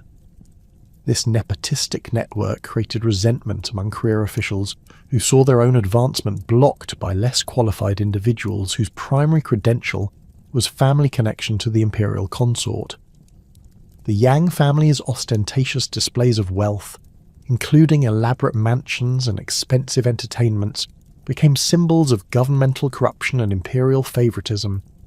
The military implications of Xuanzong's neglect became apparent in the gradual weakening of the fubing system that had provided the foundation for Tang military success. The system of military agricultural colonies, which had functioned effectively for over a century, began experiencing recruitment difficulties as population growth and economic opportunities in civilian occupations made military service less attractive. Many fubing units fell below their authorized strength levels, while equipment maintenance and training standards declined due to inadequate supervision and funding.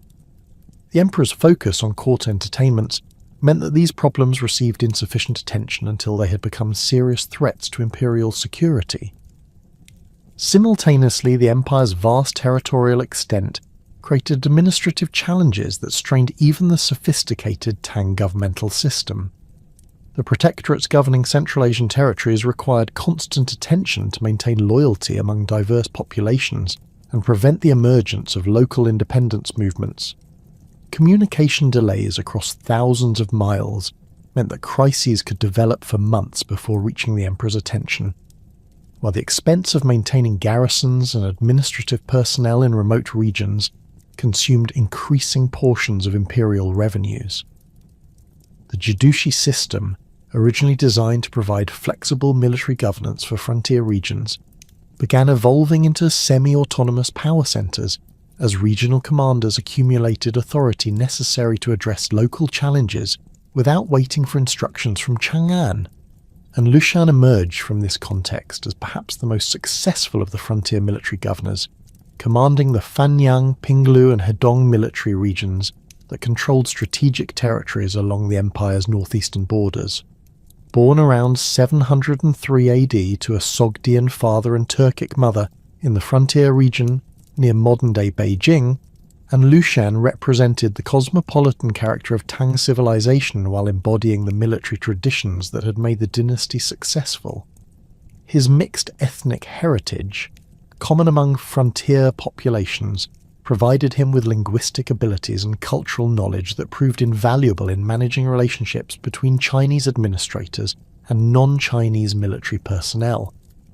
And Lushan's rise through the military hierarchy demonstrated both exceptional ability and careful political calculation. His early career involved service in campaigns against Khitan and Xi tribal confederations that threatened Chinese settlements along the northeastern frontier, and Lushan's tactical skills, combined with his ability to inspire loyalty among diverse military units, brought him to the attention of senior commanders who recommended him for promotion. By 742 AD, he had been appointed military governor of Fanyang, controlling approximately 150,000 troops and governing territories that stretched from the Great Wall to the Bohai Sea. The military forces under An Lushan's command represented some of the Tang Empire's most effective fighting units, hardened by constant warfare against nomadic raiders and experienced in the mobile tactics necessary for frontier defense. His armies included significant contingents of non-Chinese soldiers, particularly Khitan and Turkic cavalry units whose fighting skills exceeded those of traditional Chinese infantry formations. These troops maintained personal loyalty to An Lushan rather than abstract devotion to the Tang dynasty, creating a power base that could potentially be used for purposes beyond legitimate military service. And Lushan's relationship with the imperial court involved careful cultivation of key figures who could advance his interests and protect him from potential rivals. His most important connection developed with Yang Gufei, whom he flattered with elaborate gifts and demonstrations of loyalty that appealed to her vanity while securing her support for his continued advancement. Court records indicate that An Lushan adopted Yang Gufei as his symbolic mother, participating in ceremonies that formalized this relationship while providing him with access to imperial audiences and protection from his enemies' accusations.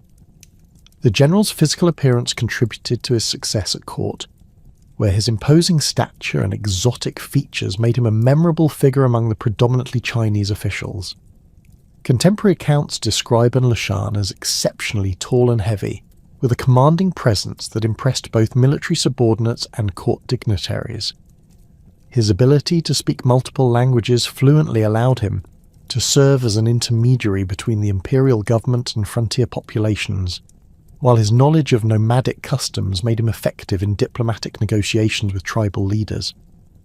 By 750 AD, An Lushan had accumulated unprecedented authority for a regional military governor, controlling 3 major military districts while maintaining extensive commercial and political networks throughout northern China.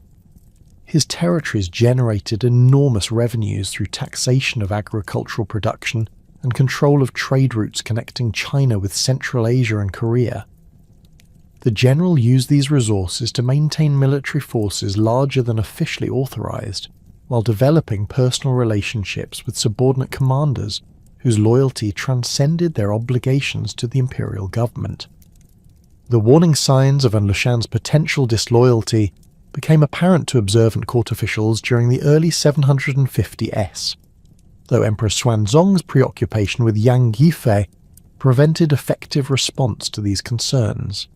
Intelligence reports indicated that An Lushan was recruiting additional soldiers beyond his authorized strength levels, stockpiling weapons and supplies that exceeded normal requirements for frontier defense, and establishing communication networks that bypassed official governmental channels.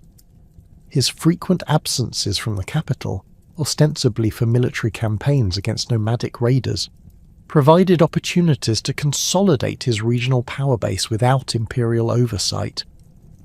Yang Guozhong, Yang Yifei's cousin who had emerged as the dominant figure in imperial administration, recognized An Lushan as a potential threat to his own position and began maneuvering to reduce the general's influence. The rivalry between these two powerful figures reflected broader tensions within the Tang governmental system between civilian administrators and military commanders, as well as personal ambitions that transcended policy considerations. Yang Guozhong's efforts to limit An Lushan's authority included attempts to transfer some of his military units to other commands and investigations into his financial activities that might provide grounds for accusations of corruption. The confrontation between Yang Guozhong and An Lushan intensified throughout 754 and early 755 AD, as both men sought to position themselves advantageously for the eventual imperial succession. Yang Guozhong's influence with Yang Guifei provided him with access to Emperor Xuanzong, while An Lushan's military resources offered more tangible power that could be used to protect his interests or advance his ambitions. The emperor's failure to resolve this conflict decisively created an unstable situation that encouraged both parties to consider extreme measures for eliminating their rival. An Lushan's decision to rebel reflected his calculation that Yang Guozhong's growing influence threatened his survival, and that military action offered better prospects than continued political maneuvering within the existing system. The general's preparations for rebellion had been developing for several years, involving the gradual accumulation of loyal military units, the establishment of supply networks capable of supporting extended campaigns, and diplomatic contacts with potential allies who might support his cause. His mixed ethnic background provided connections with nomadic groups that could supplement his Chinese military forces, while his administrative experience in frontier regions had demonstrated the practical possibilities of governing territories independently from Chang'an. The rebellion began on December 16th, 755 AD, when An Lushan declared himself emperor of a new dynasty called Yan and began marching south from Fanyang toward the Tang capitals. His initial proclamation accused Yang Guozhong of corrupting imperial governance and claimed that his military action aimed to restore proper administration rather than overthrow the Tang dynasty itself. This rhetorical strategy reflected An Lushan's understanding that successful rebellion required ideological justification that would appeal to broader constituencies beyond his immediate military supporters. An Lushan's army, numbering approximately 200,000 troops at the rebellion's outset, represented one of the largest military forces ever assembled in Chinese history. The rebel forces included his original frontier garrisons, supplemented by additional recruits, drawn from populations that had grievances against imperial taxation or administrative policies. Khitan and Turkic cavalry units provided mobility and fighting effectiveness that exceeded the capabilities of most Tang military formations, while Chinese infantry troops contributed discipline and siege warfare expertise necessary for capturing fortified cities. The rebels' initial advance proceeded with shocking rapidity as Tang defensive forces proved inadequate to contain An Lushan's advance. The imperial government's military response revealed the extent to which the fubing system had deteriorated during Xuanzong's later years, as many units existed only on paper while others lacked the equipment and training necessary for effective combat.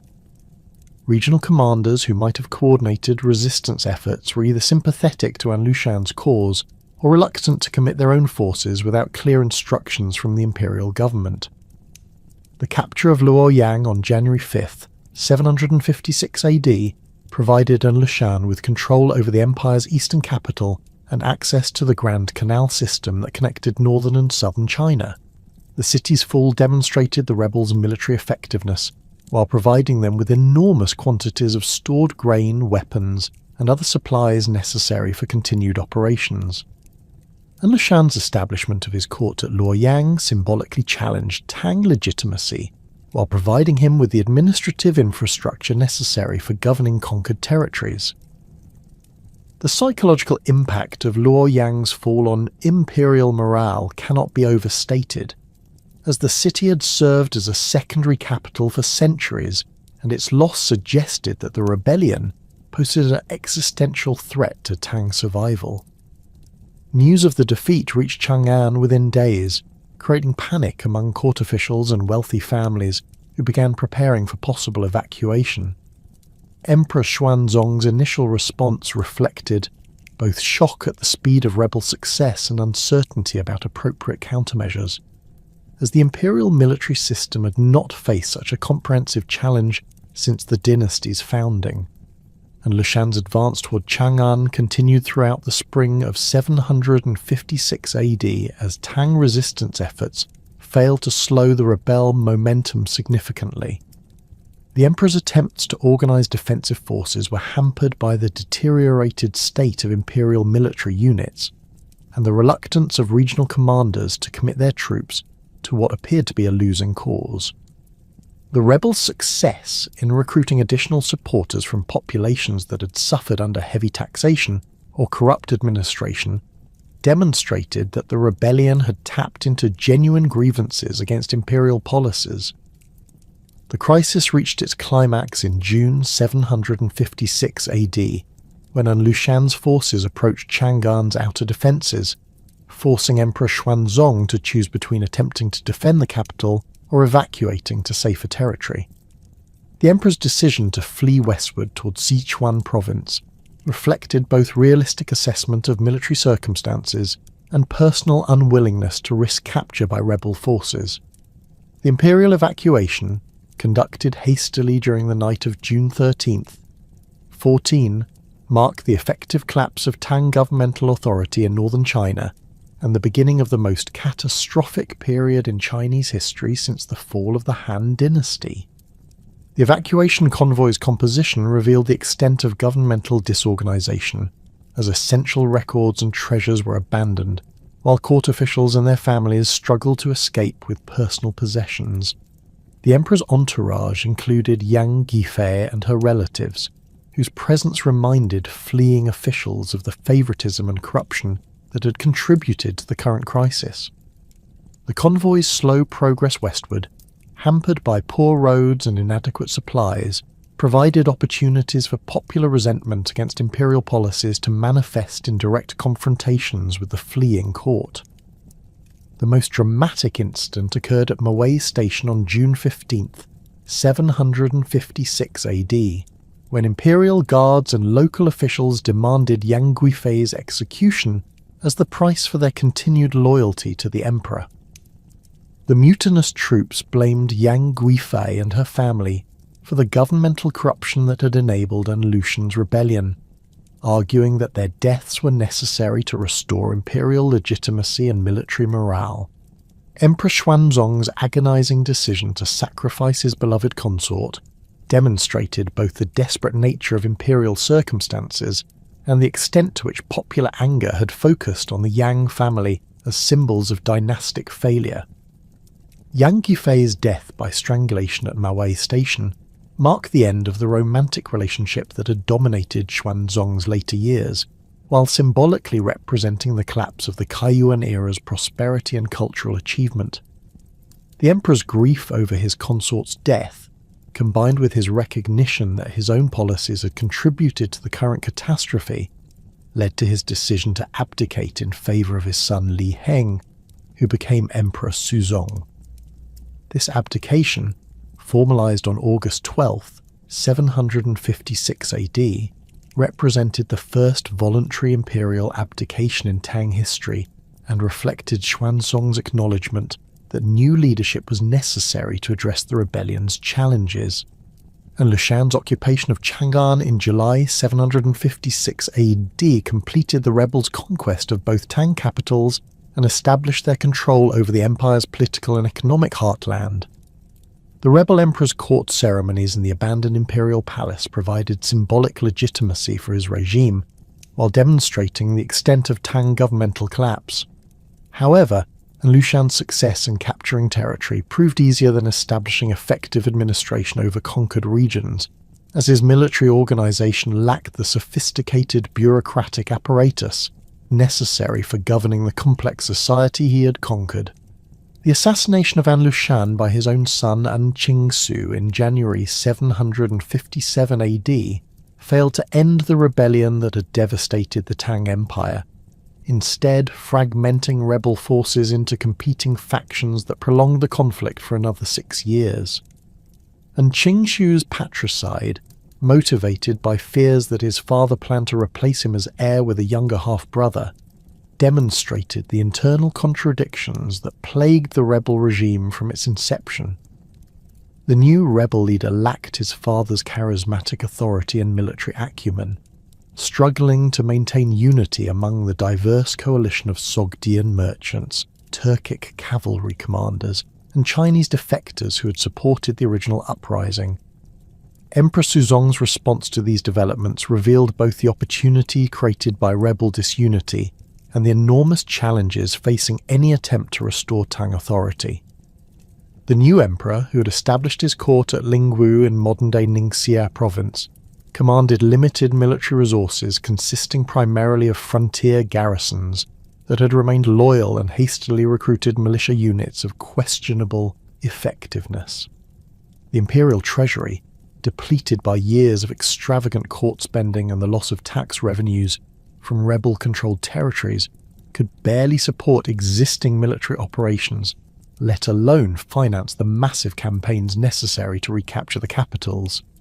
The emperor's most crucial decision involved accepting military assistance from the Uyghur Khaganate, the Turkic confederation that had emerged as the dominant nomadic power following the collapse of the earlier Turkic empires. Moyanchur, the Uyghur Khan, commanded approximately 100,000 experienced cavalry warriors whose mobility and fighting skills far exceeded anything available to either Tang or rebel forces. The alliance negotiations, conducted through intermediaries familiar with nomadic diplomatic customs, required substantial concessions, including territorial grants, tribute payments, and commercial privileges that would burden the Tang government for decades. The Uyghur intervention proved decisive in shifting military momentum against the rebels, though at enormous cost to Chinese sovereignty and resources. The nomadic cavalry's first major engagement occurred at the Battle of Xiangji Temple in October 757 AD, where 10,000 Uyghur horsemen routed a rebel force twice their size through coordinated charges that shattered Chinese infantry formations. The Uyghurs' tactical superiority reflected their adaptation of traditional nomadic warfare techniques to Chinese battlefield conditions, utilizing composite bows with superior range and penetration, while maintaining the mobility advantages that made nomadic cavalry formidable opponents. The recapture of Chang'an in October 757 AD marked a symbolic victory for imperial restoration efforts, though the capital's condition revealed the extent of destruction caused by 2 years of warfare and occupation. Rebel forces had systematically looted imperial palaces, removing valuable artwork, furniture, and decorative materials that represented centuries of accumulated cultural treasures. The Daming Palace's throne hall stood empty, its golden dragons and phoenix carvings stripped away by rebel soldiers seeking portable wealth. Residential districts throughout the city showed evidence of fighting, with burned buildings and abandoned courtyards testifying to the civilian population's suffering during the prolonged conflict. The Uyghur allies' behaviour during and after the capital's recapture created new problems that complicated the restoration process. Nomadic warriors, accustomed to claiming spoils of war as compensation for their military service, engaged in extensive looting that affected both rebel supporters and innocent civilians. Uyghur cavalry units roamed through market districts, seizing merchandise and livestock while demanding tribute from merchants and artisans. The emperor's inability to control his allies' predatory behaviour undermined popular support for the restoration, while demonstrating the extent to which Tang authority had become dependent on foreign military assistance. The subsequent campaign to recapture Luoyang required 8 additional months of siege warfare that further depleted imperial resources while revealing the rebels' continued capacity for organised resistance. And Qingshu's forces had fortified the eastern capital with elaborate defensive works including ditches, wooden palisades, and stone barriers that channeled attacking forces into predetermined killing zones. The siege's prolonged duration allowed rebel commanders to organise relief expeditions from territories they still controlled, creating a complex military situation that required Tang forces to fight on multiple fronts simultaneously. The final assault on Luoyang in March 758 AD succeeded only through massive Uyghur cavalry charges that overwhelmed rebel defensive positions, though the victory's cost included the virtual destruction of the city's commercial and residential districts. Uyghur warriors, frustrated by months of siege warfare and eager to claim compensation for their efforts, engaged in systematic pillaging that reduced much of the eastern capital to ruins. Contemporary accounts describe streets littered with corpses and debris, while surviving residents fled to rural areas rather than remain in the devastated urban environment. And Qingshu's capture and execution ended the primary rebel dynasty, but remnant forces under Shi Siming continued resistance from bases in Hebei province for another 4 years. Shi Siming, a former Tang general who had defected to An Lushan's cause, possessed greater military competence than An Qingxiu and understood Chinese administrative practices sufficiently to maintain effective governance over territories under his control. His forces included experienced Chinese officers and well-disciplined infantry units that proved more resilient than the diverse coalition that had supported the original rebellion. The protracted nature of these final campaigns exhausted both imperial and rebel resources, while creating conditions for the emergence of regional military strongmen who would dominate Chinese politics for the remainder of the Tang period. Local commanders who had raised troops to fight against the rebels discovered that their military forces provided political leverage that could be used to extract concessions from the weakened imperial government.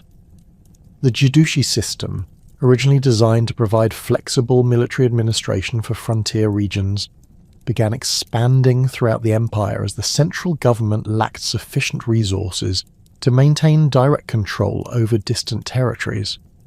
Emperor Suzong's death in May 762 AD, shortly before the rebellion's final suppression, brought his son Li Yu to the throne as Emperor Daizong. The new emperor inherited an empire that bore little resemblance to the prosperous and culturally vibrant realm that had existed before An Lushan's uprising. The imperial capitals required massive reconstruction efforts that strained government finances, while the population of formerly productive agricultural regions had been devastated by years of warfare, conscription, and economic disruption.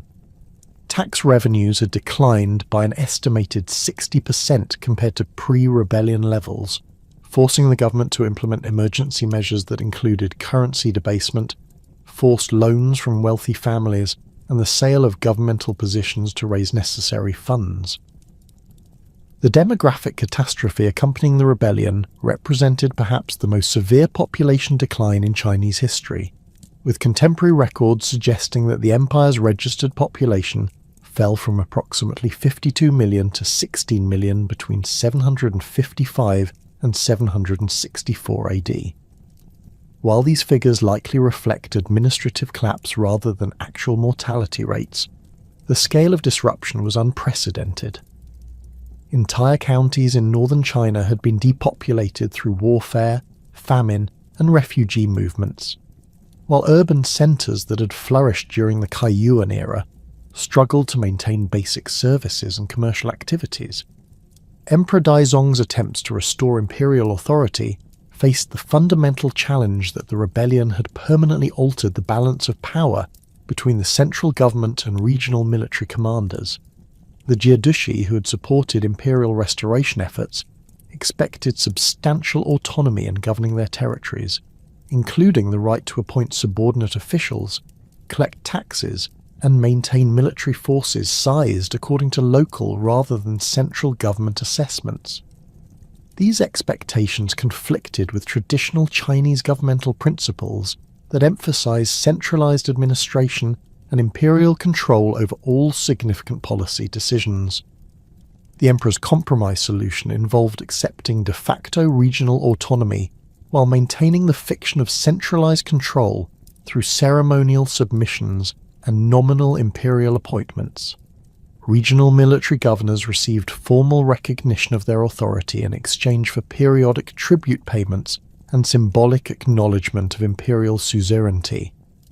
This arrangement allowed for the restoration of basic governmental functions while avoiding the military confrontations that the weakened central government could not afford to undertake. The economic recovery efforts during Daizong's reign required fundamental reforms to the tax system that had supported Tang prosperity during the 7th and early 8th centuries. The equal field system, which had provided stable agricultural production through standardized land grants, had collapsed in many regions due to population displacement and the inability of local officials to maintain accurate registration records. The Fubing military service system, which had combined agricultural production with defence obligations, proved impossible to restore given the changed demographic and economic conditions throughout the empire. The implementation of the twice-a-year tax system, known as Liang Shui Fa, represented the most significant fiscal innovation of this period. This reform, developed by the financial administrator Yang Yan and implemented beginning in 780 AD during the early years of Emperor Dezong's reign, abandoned the complex land and labour service obligations that had characterized previous Tang taxation in favour of simplified monetary payments collected twice annually. The new system assessed taxes based on actual landholding and wealth, rather than theoretical equal field allocations, providing more realistic revenue estimates while reducing administrative complexity. The twice-a-year tax system's effectiveness depended on accurate assessment of agricultural productivity and commercial activity, requiring local officials to conduct detailed surveys of land use, crop yields, and household wealth. These assessments proved challenging in regions where warfare had disrupted traditional record-keeping systems and displaced substantial portions of the population. However, the system's flexibility allowed for adjustments based on local conditions, making it more adaptable to the changed circumstances of post-rebellion China than the rigid equal field framework. The salt monopoly policies implemented during this period provided another crucial source of government revenue while demonstrating the state's capacity for commercial regulation, despite its reduced territorial control. Salt production, concentrated in coastal regions and inland salt lakes, could be effectively monitored and taxed through control of transportation networks and distribution centres. The monopoly system required merchants to purchase salt at government-controlled prices before selling it to consumers, generating substantial profits that helped offset the decline in agricultural tax revenues. The administration of the salt monopoly revealed both the possibilities and limitations of Tang governmental capacity during the recovery period. Imperial officials could effectively control salt distribution in regions where they maintained military and administrative authority, but their ability to prevent smuggling and unauthorized production depended on cooperation from local military commanders who might prioritize regional interests over imperial revenue requirements. The system's success varied significantly between different parts of the empire, reflecting the fragmented nature of political authority that characterized the post-rebellion period. The continued challenge of autonomous military regions dominated political considerations throughout the reigns of Emperors Suzong, Daizong, and Dezong. The Hebei region, where Shi Siming and his successors had maintained independent authority during the final years of the Anlushan rebellion, emerged as a persistent centre of resistance to imperial control. The military governors who inherited Shi Siming's territories established hereditary succession systems that effectively created independent kingdoms within the nominal boundaries of the Tang Empire.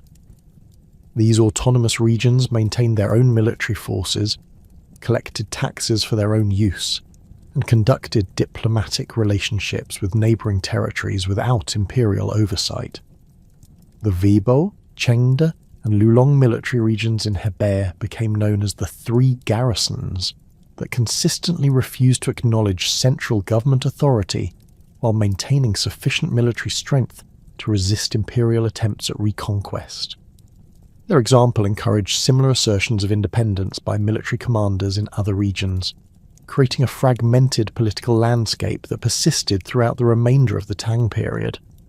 Emperor Dezong's accession in 779 AD brought to the throne a ruler determined to restore genuine imperial authority through military action against recalcitrant regional commanders. The new emperor's aggressive policies reflected both personal conviction about the necessity of centralized government and advice from officials who argued that continued accommodation of regional autonomy would eventually lead to complete imperial collapse. Dezong's early reign witnessed several military campaigns designed to reassert central control over autonomous regions, though these efforts achieved limited success while consuming resources needed for other governmental functions. The emperor's most ambitious attempt at reasserting central authority involved the campaign against Li Shili, the military governor of Huaishi, who had declared independence and begun expanding his territory at the expense of neighbouring regions loyal to the imperial government.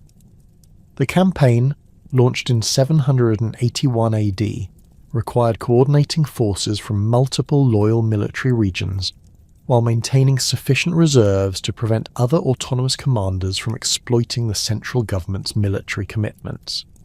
The prolonged nature of the conflicts demonstrated both the resilience of regional military organizations and the limitations of imperial military capacity. The cultural and intellectual developments during this period of political fragmentation and economic recovery reflected both continuity with earlier Tang traditions and adaptations to changed circumstances. The Confucian revival movement, which gained momentum during the late 8th century, represented an intellectual response to the political and social disruptions caused by the Anlushan rebellion. Scholars like Han Yu argued that the rebellion's devastation resulted from the abandonment of traditional Chinese values in favour of foreign influences, particularly Buddhism, that had corrupted imperial governance and social relationships. The Confucian revival emphasized the importance of moral cultivation, social hierarchy, and governmental responsibility as foundations for political stability and cultural prosperity. Han Yu's famous Memorial on Buddhism criticized the emperor's patronage of Buddhist institutions, while arguing that resources devoted to temple construction and monastic support would be better used for practical governmental functions like education, infrastructure maintenance, and military preparedness.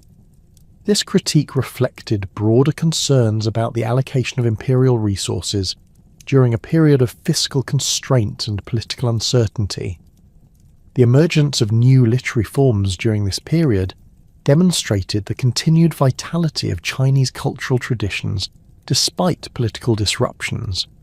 The development of prose poetry, known as fu, provided writers with flexible formats for addressing contemporary political and social issues while maintaining connection to classical literary traditions.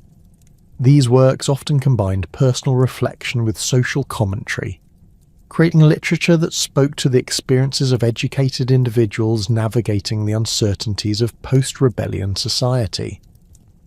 The transmission of classical texts received renewed attention as scholars recognized that political instability threatened the preservation of cultural knowledge accumulated over previous centuries.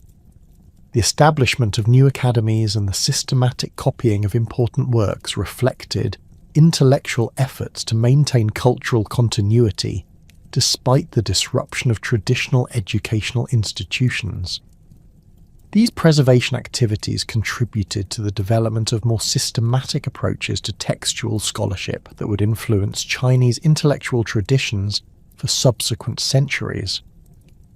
The Buddhist intellectual tradition continued developing during this period, despite criticism from Confucian revivalists, with important advances in philosophical synthesis and practical applications of Buddhist teachings. The emergence of distinctively Chinese Buddhist schools, particularly Chan Buddhism, reflected the adaptation of Indian religious concepts to Chinese cultural contexts and intellectual traditions. These developments contributed to the creation of religious and philosophical frameworks that could address the spiritual and ethical challenges posed by political instability and social change. The intellectual ferment of the late 8th century, marked by the Confucian revival and debates over resource allocation, created the ideological foundation for what would become the most systematic persecution of Buddhism in Chinese history. Emperor Wuzong's ascension to the throne in 840 AD brought to power a ruler whose personal convictions aligned with the growing criticism of Buddhist influence on imperial governance and economic policy. Unlike his predecessors who had maintained pragmatic tolerance for diverse religious traditions, Wuzong embraced Taoist practices and philosophy while viewing Buddhism as a foreign corruption that drained imperial resources and undermined traditional Chinese social structures. The emperor's religious preferences reflected both personal inclination and political calculation about the sources of imperial weakness during the post-Anlushan period. Wuzong had observed how Buddhist monasteries accumulated vast landholdings that remained exempt from taxation, depriving the imperial government of revenues desperately needed for military operations and administrative functions. Monastic communities controlled an estimated 160,000 hectares of agricultural land by 840 AD, while temple treasuries contained enormous quantities of gold, silver, and precious objects donated by wealthy believers seeking spiritual merit through material generosity.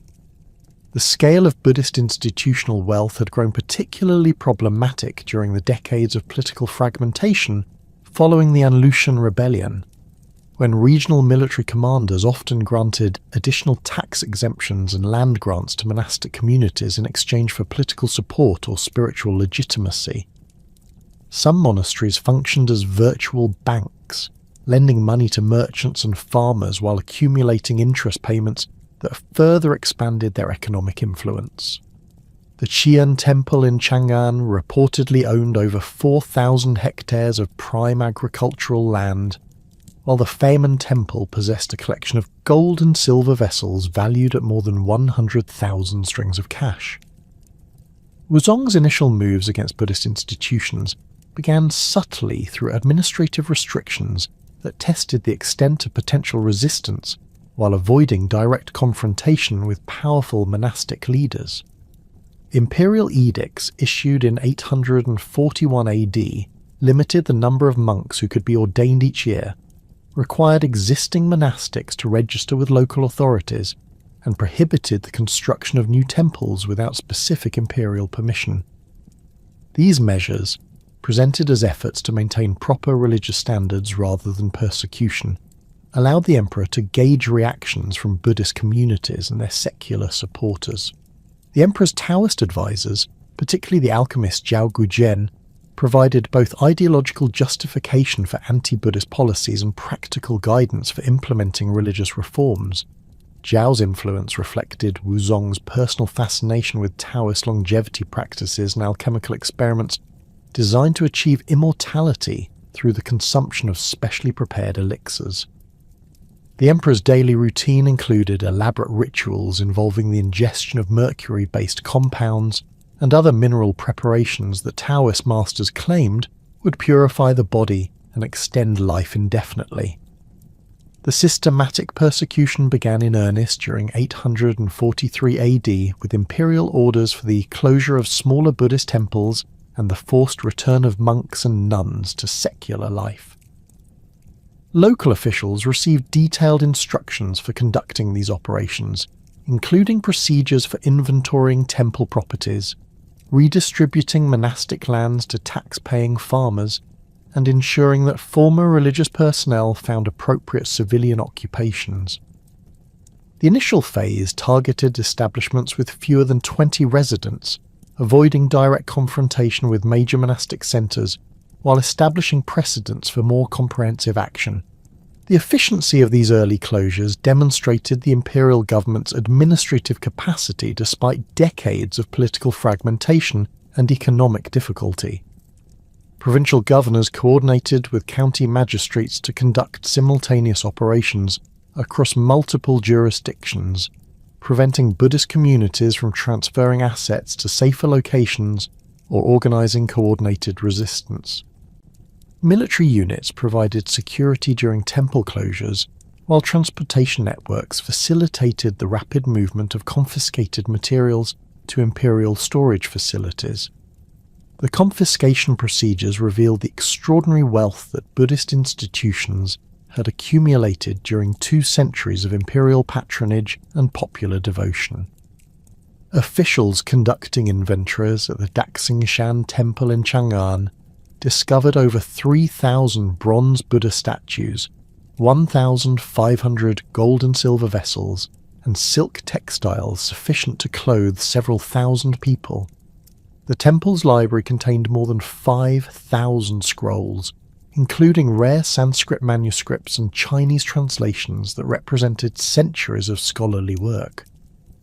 Granaries associated with the temple complex held enough rice and wheat to feed the capital's population for several months.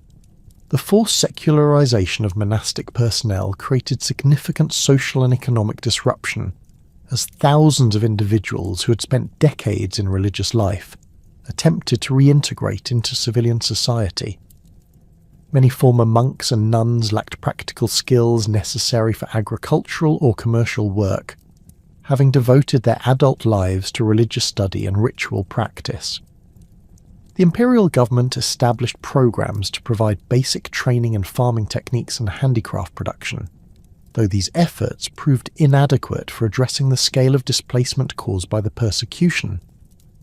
The destruction of Buddhist art and architecture during the persecution represented one of the most devastating cultural losses in Chinese history, as imperial orders required the melting down of bronze statues and the dismantling of wooden temple structures for their valuable materials.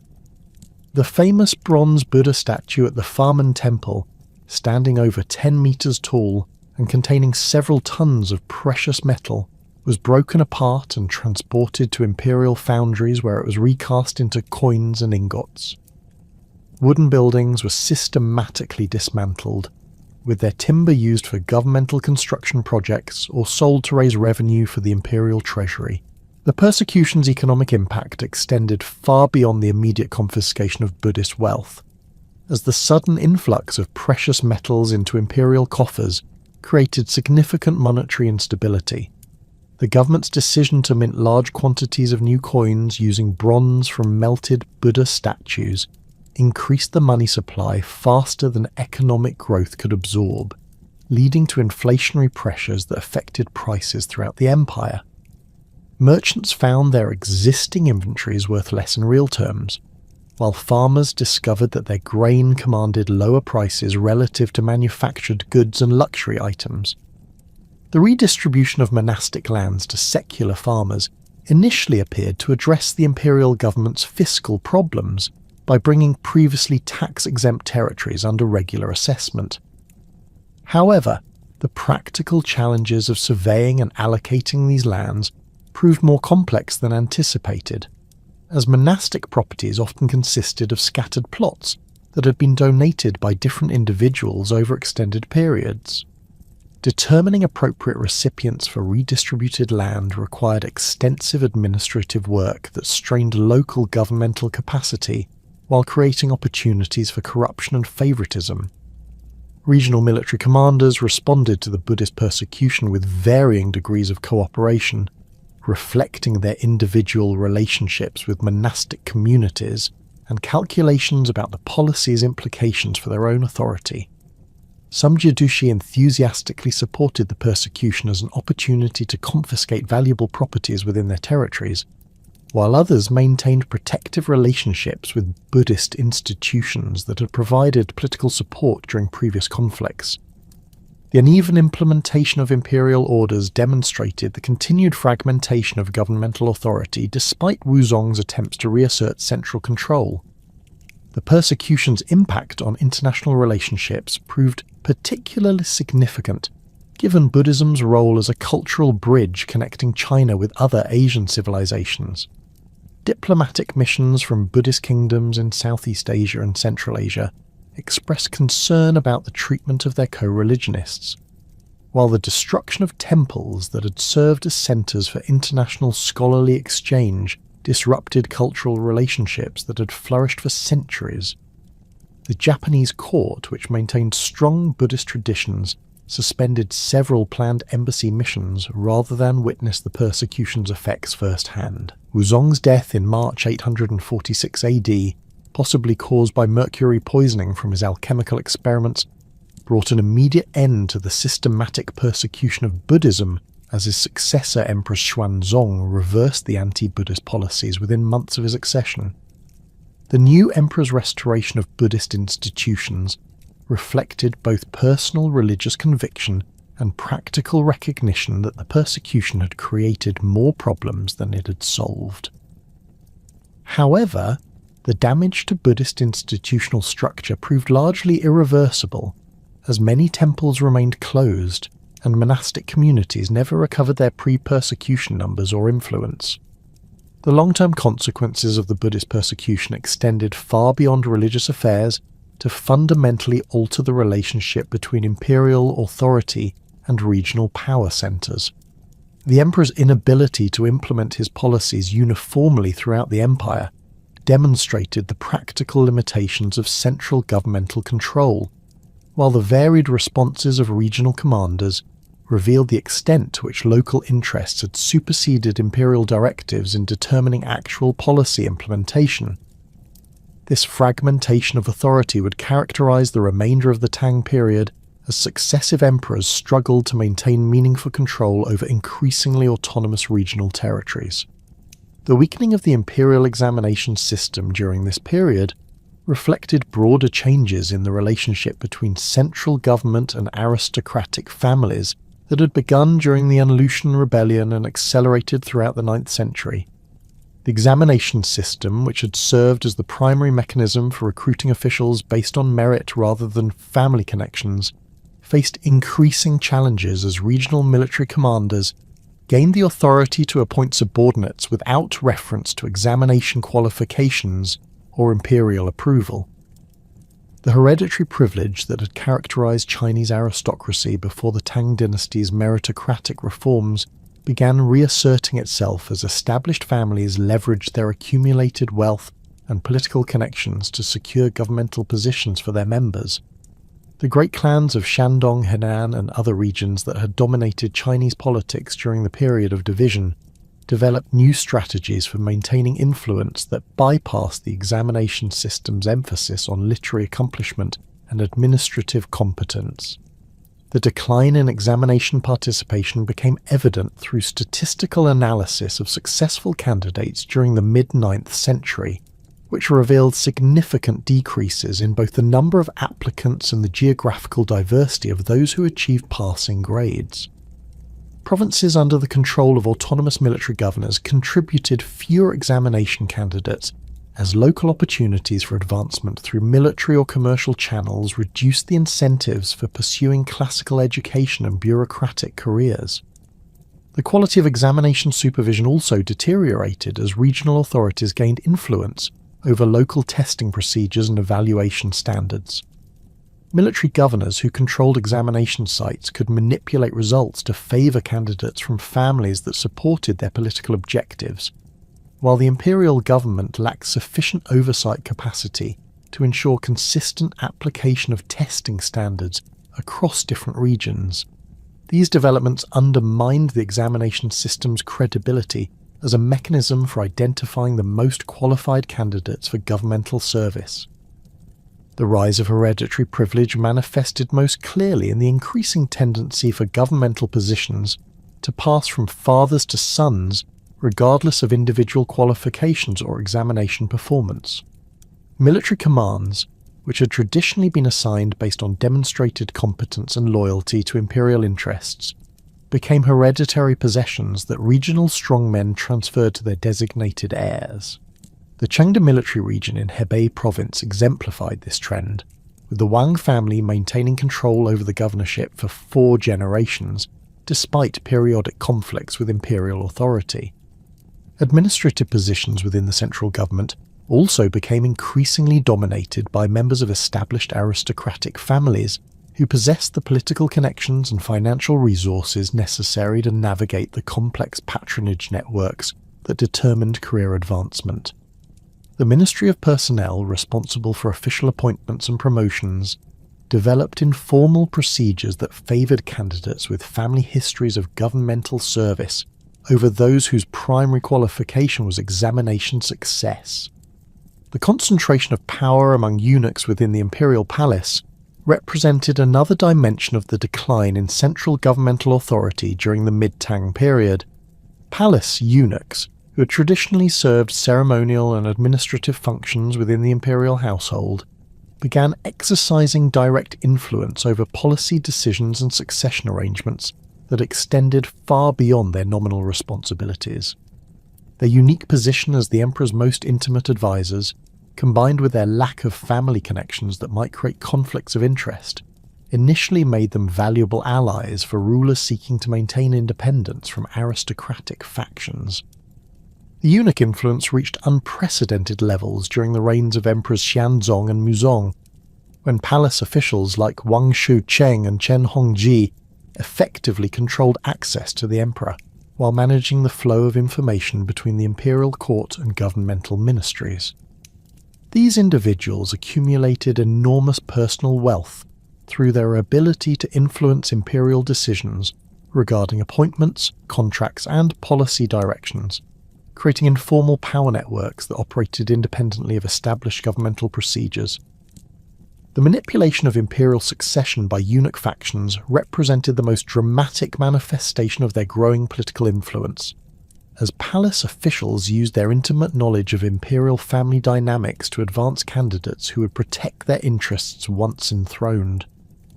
The succession crisis following Emperor Xianzong's death in 820 AD demonstrated the extent to which eunuchs could determine dynastic continuity, as competing palace factions supported different imperial princes while engaging in violent confrontations that threatened governmental stability.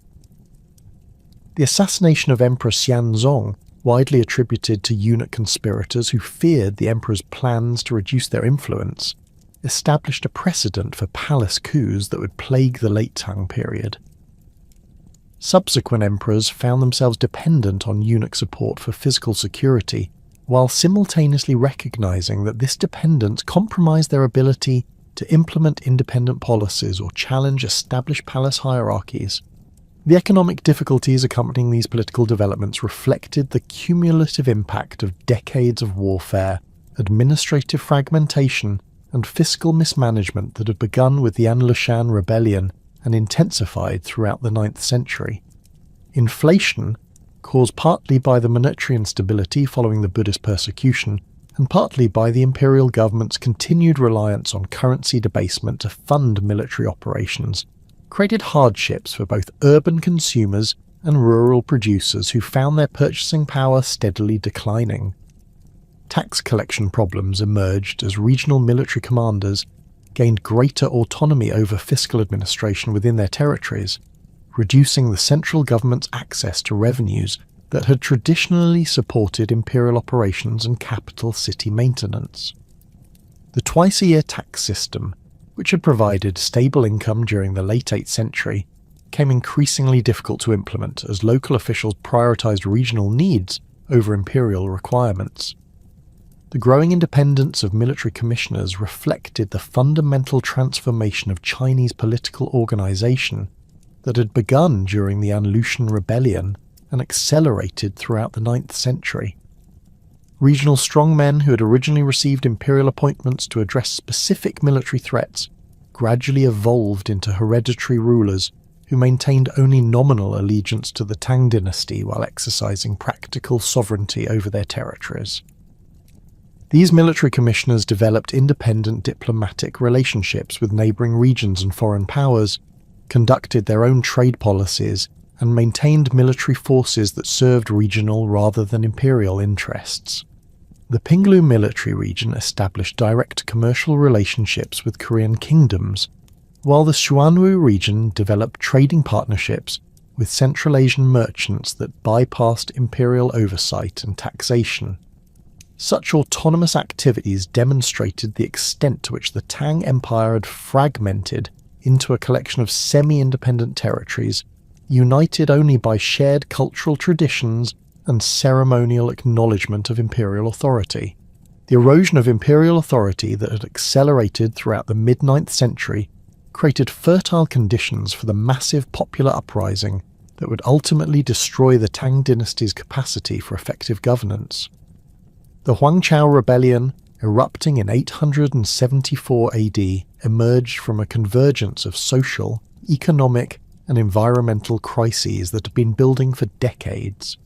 Unlike the Anlushan Rebellion, which had originated from elite military circles and maintained some connection to existing governmental structures, Huangchao's movement represented a genuine popular revolution that drew its strength from the accumulated grievances of farmers, artisans, and merchants who had suffered under the burden of excessive taxation, corrupt administration, and natural disasters. Huangchao himself embodied the social tensions that characterized late Tang society.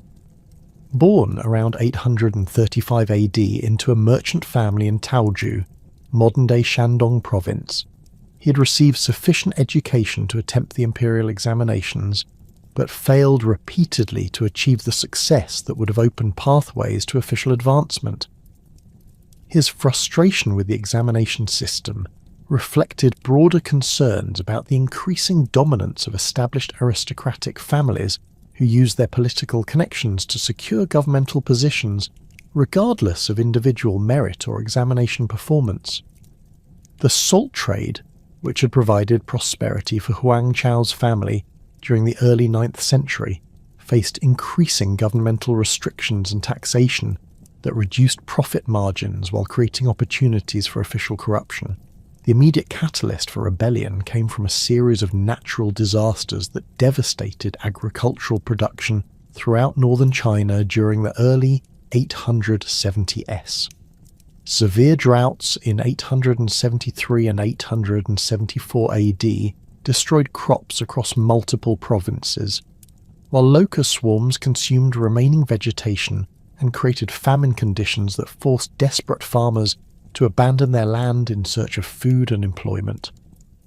The Grand Canal, essential for transporting grain from productive southern regions to support northern populations, suffered from inadequate maintenance that reduced its carrying capacity precisely when transportation needs were most critical. The imperial government's response to these crises demonstrated the extent to which administrative capacity had deteriorated since the height of Tang power. Local officials, appointed through increasingly corrupt processes and accountable primarily to regional military commanders rather than central authority, proved incapable of organising effective disaster relief or maintaining public order as social conditions deteriorated. Granaries that should have contained emergency food supplies had been depleted through mismanagement and embezzlement, while transportation networks necessary for distributing aid had fallen into disrepair due to inadequate funding and supervision. The salt monopoly system, which had provided crucial revenues for the imperial government since the late 8th century, became a particular source of popular resentment as officials used their regulatory authority to extract bribes from merchants while imposing arbitrary restrictions that disrupted traditional trading patterns. Huangchao's family business suffered directly from these policies, as salt traders faced increasing demands for unofficial payments to local officials while competing with government-sponsored merchants who received preferential treatment through their political connections. The monopoly's enforcement created a class of disaffected commercial families who possessed both the resources and organizational skills necessary to support anti-governmental activities. Huang Chao's initial rebellion began in December 874 AD with an attack on government salt warehouses in his home region, an action that symbolically challenged imperial fiscal policies while providing material resources for expanding his movement. His early followers included fellow salt merchants, displaced farmers, and unemployed artisans who shared grievances against governmental policies that had destroyed their livelihoods while enriching corrupt officials and their aristocratic patrons. The rebellion's commercial origins distinguished it from typical peasant uprisings, as Huang Chao's supporters possessed literacy, organizational experience, and financial resources that enabled more sophisticated planning and coordination than purely agricultural movements could achieve. The rebel forces' rapid expansion throughout Shandong province during early 875 AD revealed the extent of popular discontent with Tang governmental policies and the weakness of imperial military responses. Local garrison troops, poorly equipped and irregularly paid, offered minimal resistance to rebel attacks on county seats and administrative centres. Many soldiers deserted rather than fight against forces that included their own relatives and neighbours, while others joined the rebellion when promised better treatment and regular compensation for their military service. The rebels' ability to recruit experienced military personnel provided them with tactical knowledge and leadership capabilities that transformed their movement from a desperate uprising into an effective fighting force. Huang Chao's military organization reflected both his commercial background and his understanding of the governmental weaknesses that could be exploited for strategic advantage. Unlike traditional peasant rebellions that relied primarily on overwhelming numbers and desperate courage, his forces developed sophisticated logistics systems that could support extended campaigns across multiple provinces. Rebel quartermasters, drawn from the merchant community's experienced traders, established supply networks that provided food, weapons, and other necessities while maintaining the mobility necessary for avoiding concentration of imperial forces against them. The rebellion's expansion beyond its original base in Shandong demonstrated Huang Chao's strategic vision and his ability to adapt his movement's appeal to different regional constituencies. As rebel forces moved south into the Yangtze River Valley during 876 AD, they encountered populations with different economic structures and political grievances than the northern salt trading communities where the uprising had originated. Huang Chao's propaganda adapted to these circumstances, emphasizing themes of social equality and opposition to aristocratic privilege that resonated with agricultural workers and urban craftsmen who had suffered under the burden of excessive taxation and corrupt administration. The rebels' capture of Guangzhou in December 878 AD marked a crucial turning point that transformed their movement from a regional uprising into a threat to imperial survival. Guangzhou, serving as the empire's primary port for international trade, contained enormous wealth accumulated through commercial relationships with Southeast Asian kingdoms, Arab merchants, and other foreign trading partners. The city's cosmopolitan population included thousands of foreign residents whose presence had created cultural diversity and economic prosperity that attracted Chinese migrants from throughout the empire. The massacre that accompanied Guangzhou's capture revealed the darker aspects of Huang Chao's movement and its evolution from a commercially oriented rebellion into a destructive force driven by class hatred and ethnic resentment.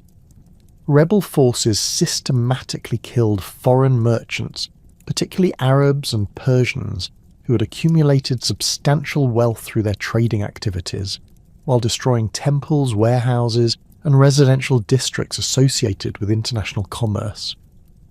Contemporary accounts suggest that over 100,000 foreign residents died during the three-day rampage that followed the city's fall, effectively ending Guangzhou's role as a centre for international trade and cultural exchange.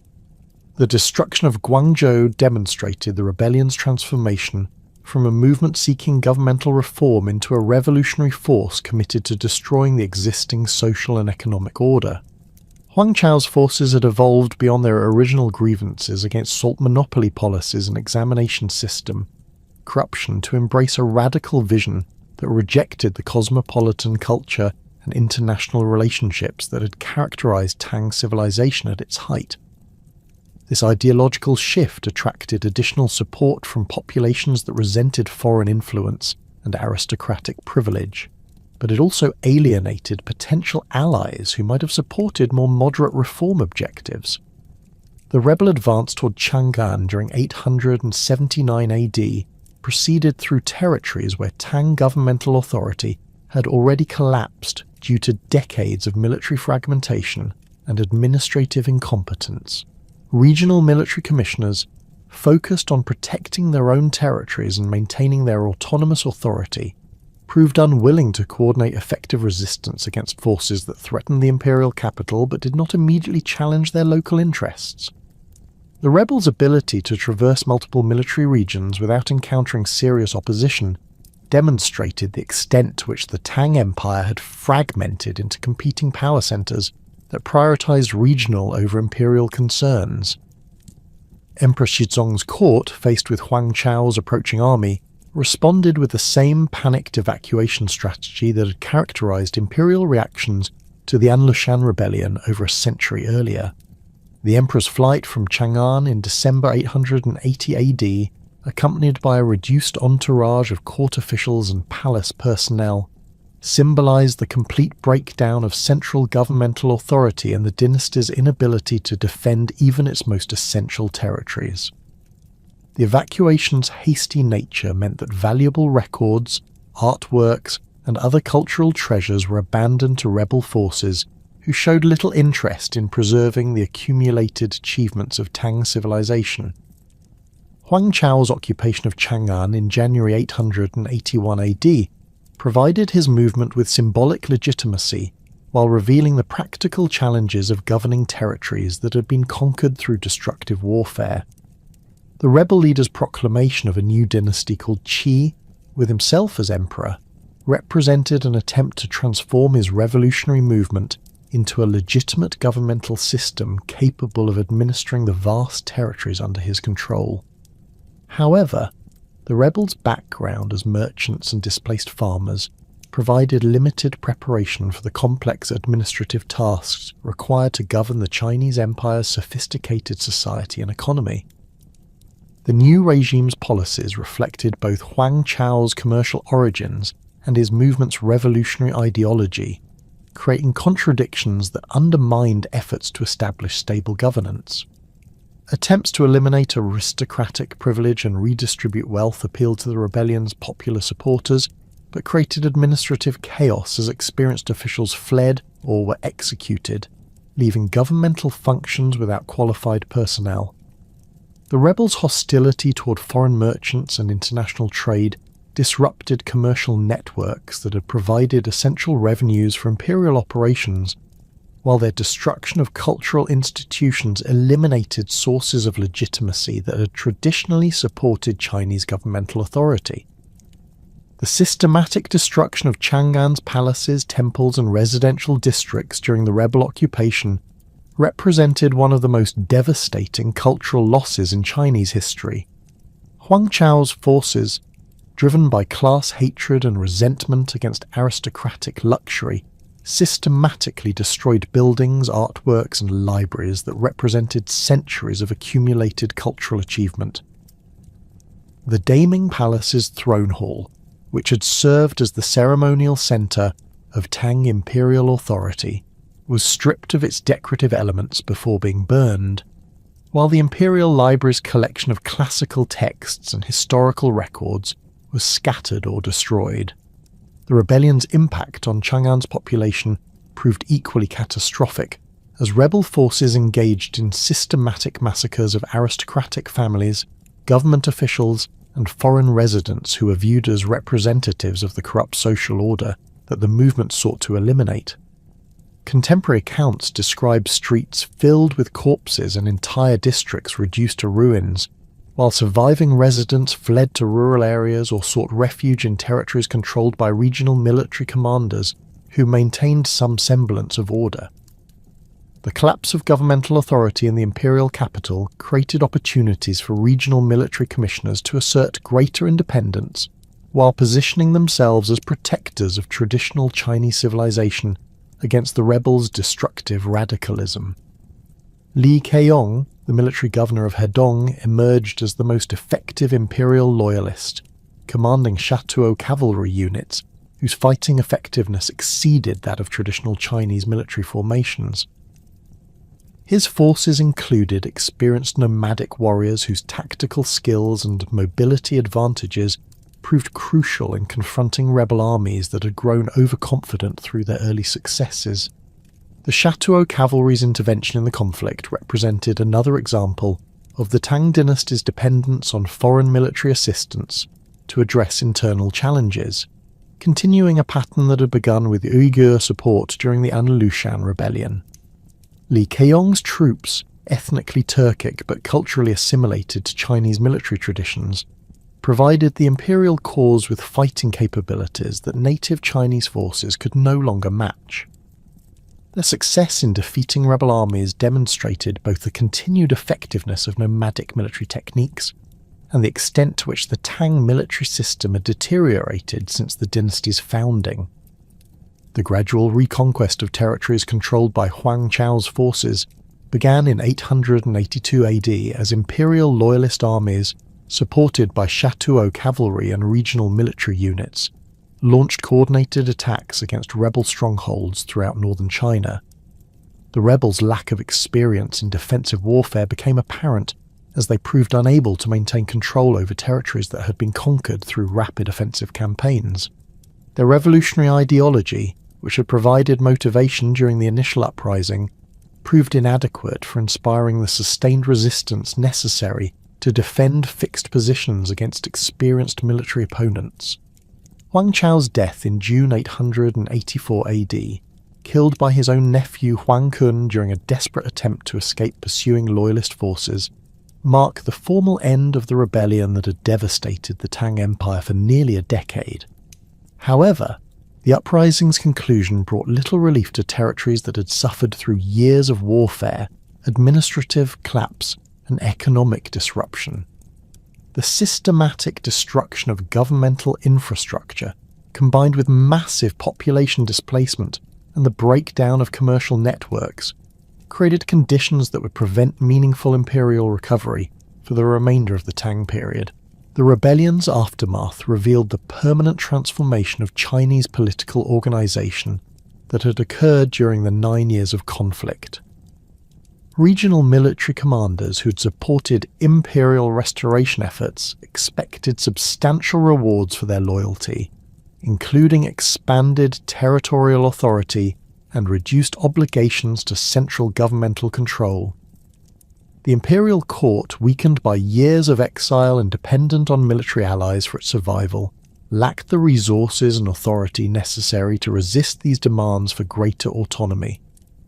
The emergence of warlordism as the dominant form of political organization throughout much of the former Tang Empire reflected the complete breakdown of centralized administrative systems that had characterized Chinese governance for over 2 centuries. Military strongmen who controlled specific territories began functioning as independent rulers, maintaining their own armies, collecting taxes for their exclusive use, and conducting diplomatic relationships with neighbouring regions without reference to imperial authority. The fiction of Tang governmental unity persisted through ceremonial submissions and nominal imperial appointments, but real power had devolved to regional commanders whose loyalty depended entirely on their individual calculations of personal advantage. The Zhuwen faction, which emerged from the remnants of Huang Chao's forces, exemplified this transformation as former rebels reorganized themselves into a conventional military organization that competed for territorial control with other regional powers. Zhu Wen's ability to maintain effective governance over territories in modern-day Henan province demonstrated that successful warlords required more than military competence. needing administrative skills and political legitimacy that could attract popular support and elite cooperation. The disintegration of the Tang administrative system accelerated as the imperial government lost effective control over most of its former territories, retaining direct authority only over a small area surrounding the reconstructed capital at Chang'an. The 3 chancelleries and 6 ministries structure, which had provided the framework for Chinese imperial administration since the 7th century, continued operating in name, but lack the territorial jurisdiction and financial resources necessary for meaningful governmental functions. Provincial governors and county magistrates throughout most of the empire answered to regional military commanders rather than imperial officials, creating a fragmented administrative landscape that bore little resemblance to the unified system that had characterized Tang governance at its height. The examination system's virtual collapse during this period eliminated one of the few remaining mechanisms for maintaining cultural and administrative unity across the empire's diverse regions. Regional military commanders, focused on immediate military and political challenges, showed little interest in supporting educational institutions or scholarly activities that might produce qualified administrators, but provided no immediate practical benefits. The absence of regular examinations meant that governmental positions were filled through personal connections and military appointments, rather than demonstrated competence or classical learning, further reducing the quality of administrative personnel available for governmental functions. The cultural and intellectual devastation accompanying the administrative collapse extended beyond mere governmental dysfunction to encompass the systematic destruction of educational institutions, libraries, and scholarly networks that had sustained Chinese civilization for centuries. The Imperial Academy system, which had trained thousands of officials and maintained scholarly traditions since the early Tang period, ceased functioning as regional military commanders redirected resources toward immediate military needs rather than long-term cultural preservation. Private academies, dependent on aristocratic patronage and stable social conditions, closed as their sponsors fled warten regions or lost their wealth through confiscation and destruction. The dispersal of scholarly communities created a brain drain that affected every aspect of Chinese intellectual life, from historical record-keeping to technological innovation. Court historians who had maintained detailed chronicles of imperial activities and governmental decisions scattered to remote regions where they struggled to continue their work without access to official documents and library collections. The systematic destruction of archives during the Huangchao Rebellion meant that crucial governmental precedents and legal interpretations were lost forever, forcing subsequent administrators to operate without the accumulated wisdom that had guided Chinese governance for generations. Technological knowledge suffered similar disruption as artisan communities that had developed sophisticated manufacturing techniques were displaced by warfare and economic collapse. The imperial workshops that had produced luxury goods, weapons, and architectural materials for governmental use were abandoned or destroyed, while the skilled craftsmen who had operated them sought employment in regions where their specialized knowledge remained valued. The loss of these technical capabilities affected everything from military equipment production to the maintenance of irrigation systems essential for agricultural productivity. The breakdown of communication networks that had connected distant regions of the empire eliminated one of the fundamental mechanisms through which Chinese cultural unity had been maintained. The postal relay system, which had enabled rapid transmission of official documents and private correspondence across thousands of miles, collapsed as regional military commanders appropriated horses and personnel for their own military operations. Without reliable communication channels, different regions began developing divergent practices and customs that reflected local conditions rather than empire-wide standards. Empress Yizong's return to Chang'an in 885 AD revealed the extent of destruction that had occurred during the rebel occupation and the enormous challenges facing any attempt to restore meaningful imperial authority. The The capital's population had declined from over 1 million residents to fewer than 100,000, while entire districts remained uninhabitable due to fire damage and structural collapse. The Imperial Palace complex required complete reconstruction, as rebel forces had systematically destroyed buildings, gardens, and ceremonial facilities that had served as symbols of Tang governmental authority for over 2 centuries. The Emperor's court, reduced to a few hundred officials and palace personnel, operated from temporary buildings while attempting to re-establish the basic governmental functions necessary for imperial administration. The absence of experienced administrators, combined with the loss of governmental records and legal precedents, meant that even routine decisions required extensive consultation and improvisation. Tax collection procedures, appointment protocols, and judicial processes that had operated smoothly for generations needed to be reconstructed from fragmentary memories and incomplete documentation. The fiscal crisis facing the restored imperial government proved even more challenging than the administrative reconstruction, as traditional revenue sources had been destroyed or appropriated by regional military commanders who refused to acknowledge central governmental authority. The equal field system, already weakened by demographic changes and territorial fragmentation, had completely collapsed in most regions as warfare displaced farming populations and destroyed the cadastral records necessary for land allocation and tax assessment. The salt monopoly, which had provided crucial revenues during the 8th and early 9th centuries, generated minimal income as regional authorities established their own taxation systems that bypassed imperial control. The twice-a-year tax system, implemented during the late 8th century to address similar fiscal challenges, proved impossible to enforce as local officials owed their positions to regional military commanders rather than imperial appointment. Provincial governors who maintained nominal loyalty to the Tang dynasty retained most collected revenues for their own use, forwarding only token payments to the imperial treasury while claiming that local military expenses consumed available resources. This arrangement left the central government dependent on irregular contributions from loyal regions and forced loans from wealthy merchants who demanded political concessions in exchange for financial support. The military challenges facing Emperor Xizong's government reflected the fundamental transformation of Chinese warfare that had occurred during the decades of rebellion and fragmentation. The Fubing system, which had provided the foundation for Tang military success during the 7th and 8th centuries, had completely disappeared as agricultural disruption and population displacement eliminated the rural communities that had supplied soldier farmers.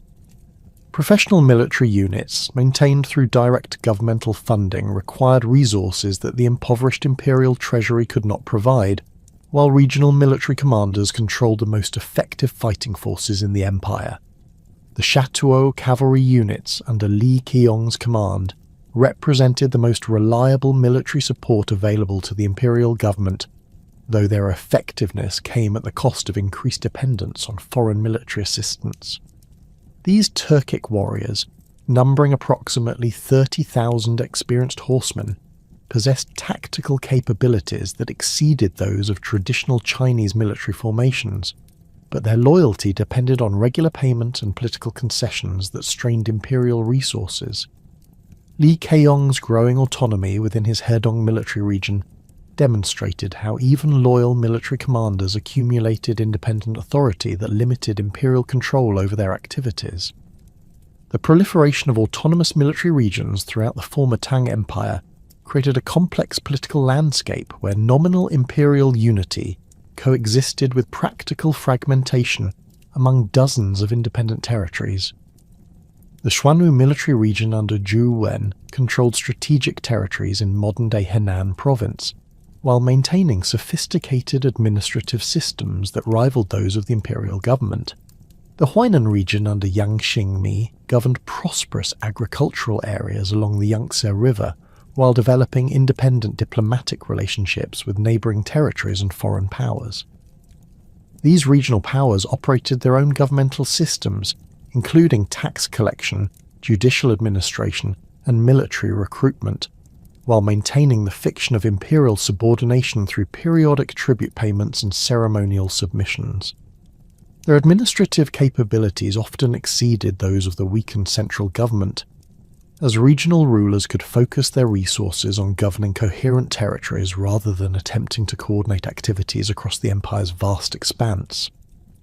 The success of these autonomous regions in maintaining order and prosperity within their boundaries highlighted the practical limitations of centralized imperial governance under post-rebellion conditions.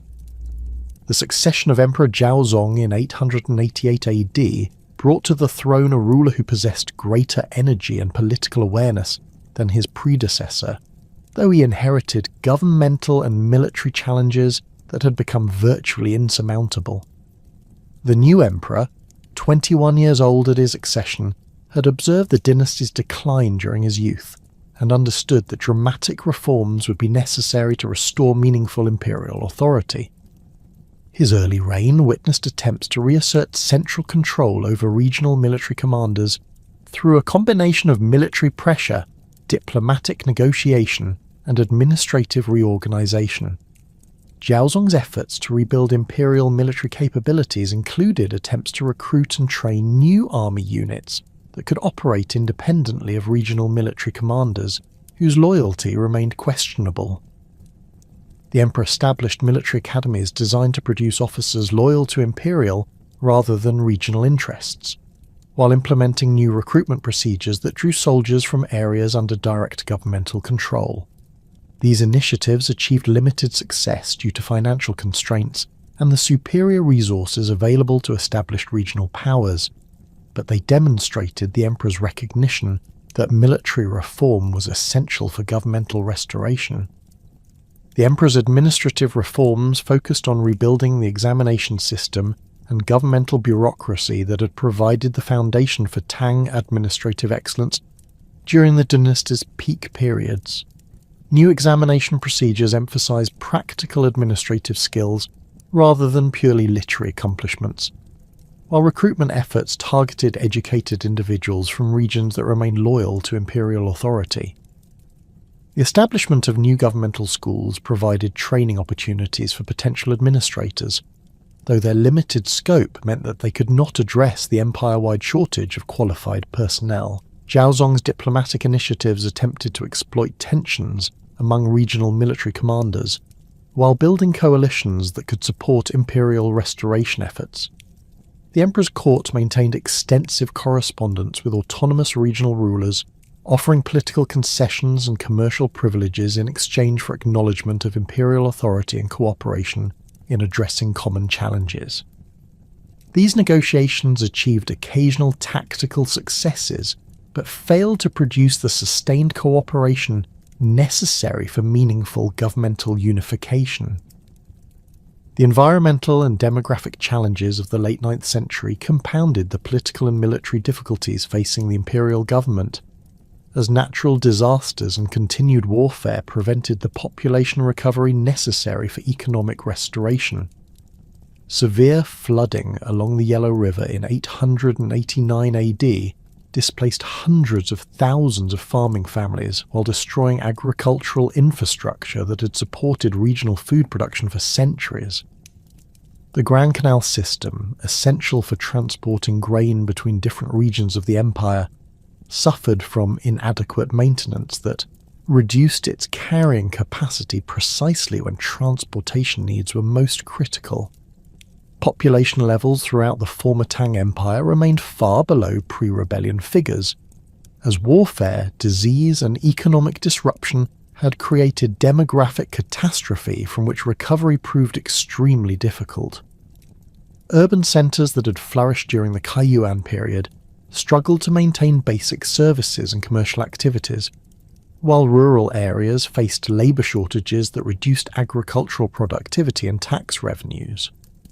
The breakdown of family structures and social networks that had provided stability during previous periods of difficulty meant that communities lacked the institutional resources necessary for coordinated recovery efforts. The cultural impact of these demographic changes extended beyond immediate practical concerns to affect the transmission of knowledge and traditions that had defined Chinese civilization for centuries. Craft techniques, literary traditions, and religious practices that had been passed down through family and community networks were lost as social disruption eliminated the stable conditions necessary for cultural continuity. The absence of educational institutions and scholarly communities meant that younger generations grew up without access to the classical learning that had provided the foundation for Chinese intellectual and administrative traditions. The economic consequences of prolonged warfare and governmental fragmentation created conditions that prevented the commercial recovery necessary for supporting complex governmental operations. Trade networks that had connected different regions of the empire and facilitated cultural exchange were disrupted by political boundaries and military conflicts that made long-distance commerce dangerous and unprofitable. The Silk Road connections that had brought prosperity to Central Asian territories under Tang control were severed as regional military commanders imposed their own taxation and regulatory systems that discouraged international trade. Manufacturing industries that had produced luxury goods for domestic consumption and international export declined as skilled artisans dispersed and raw material supplies became unreliable. The ceramic workshops that had created Tang Sankai pottery, prized throughout Asia for its technical excellence and artistic beauty, ceased production as demand collapsed and transportation networks failed. Silk production, which had provided both domestic prosperity and international prestige for Chinese civilization, suffered from the disruption of mulberry cultivation and the loss of weaving techniques that required specialized knowledge and stable working conditions. Agricultural productivity, the foundation of Chinese economic life, remained far below pre-rebellion levels as continued warfare and population displacement prevented the restoration of intensive cultivation techniques that had supported the empire's demographic growth during the 8th century. The equal field systems collapse meant that land distribution occurred through ad hoc arrangements that often failed to provide farmers with sufficient acreage or security of tenure necessary for long-term agricultural investment. Irrigation systems that had supported intensive agriculture in key regions suffered from inadequate maintenance and deliberate destruction during military campaigns. The monetary system that had facilitated commercial transactions throughout the empire experienced severe disruption as regional authorities began minting their own coins, while imperial currency lost credibility due to debasement and irregular supply. The bronze coinage that had provided stable medium of exchange for centuries became unreliable as different regions produced coins with varying metal content and weight standards. Barter transactions increasingly replaced monetary exchange in many areas, reducing commercial efficiency while limiting the scope of economic relationships that could be maintained across political boundaries. Emperor Zhaozong's attempts to address these multifaceted challenges through governmental reform and military action achieved limited success due to the fundamental transformation of Chinese political organization that had occurred during the previous decades of fragmentation. The emperor's authority, confined to a small territory surrounding the reconstructed capital, lacked the territorial base and resource access necessary for implementing empire-wide policies or coordinating large-scale military campaigns. Regional military commanders, comfortable with their autonomous authority and suspicious of imperial attempts to reduce their independence, resisted central governmental initiatives while maintaining their own territorial interests. The growing influence of powerful court eunuchs during Zhaozong's reign reflected the emperor's weakness and his dependence on palace personnel, who could provide personal security while managing the complex political relationships necessary for imperial survival. Eunuch officials like Liu Jishu and Wang Zhongwen accumulated enormous influence over imperial decision-making, while developing their own networks of supporters and clients throughout the reduced imperial administration.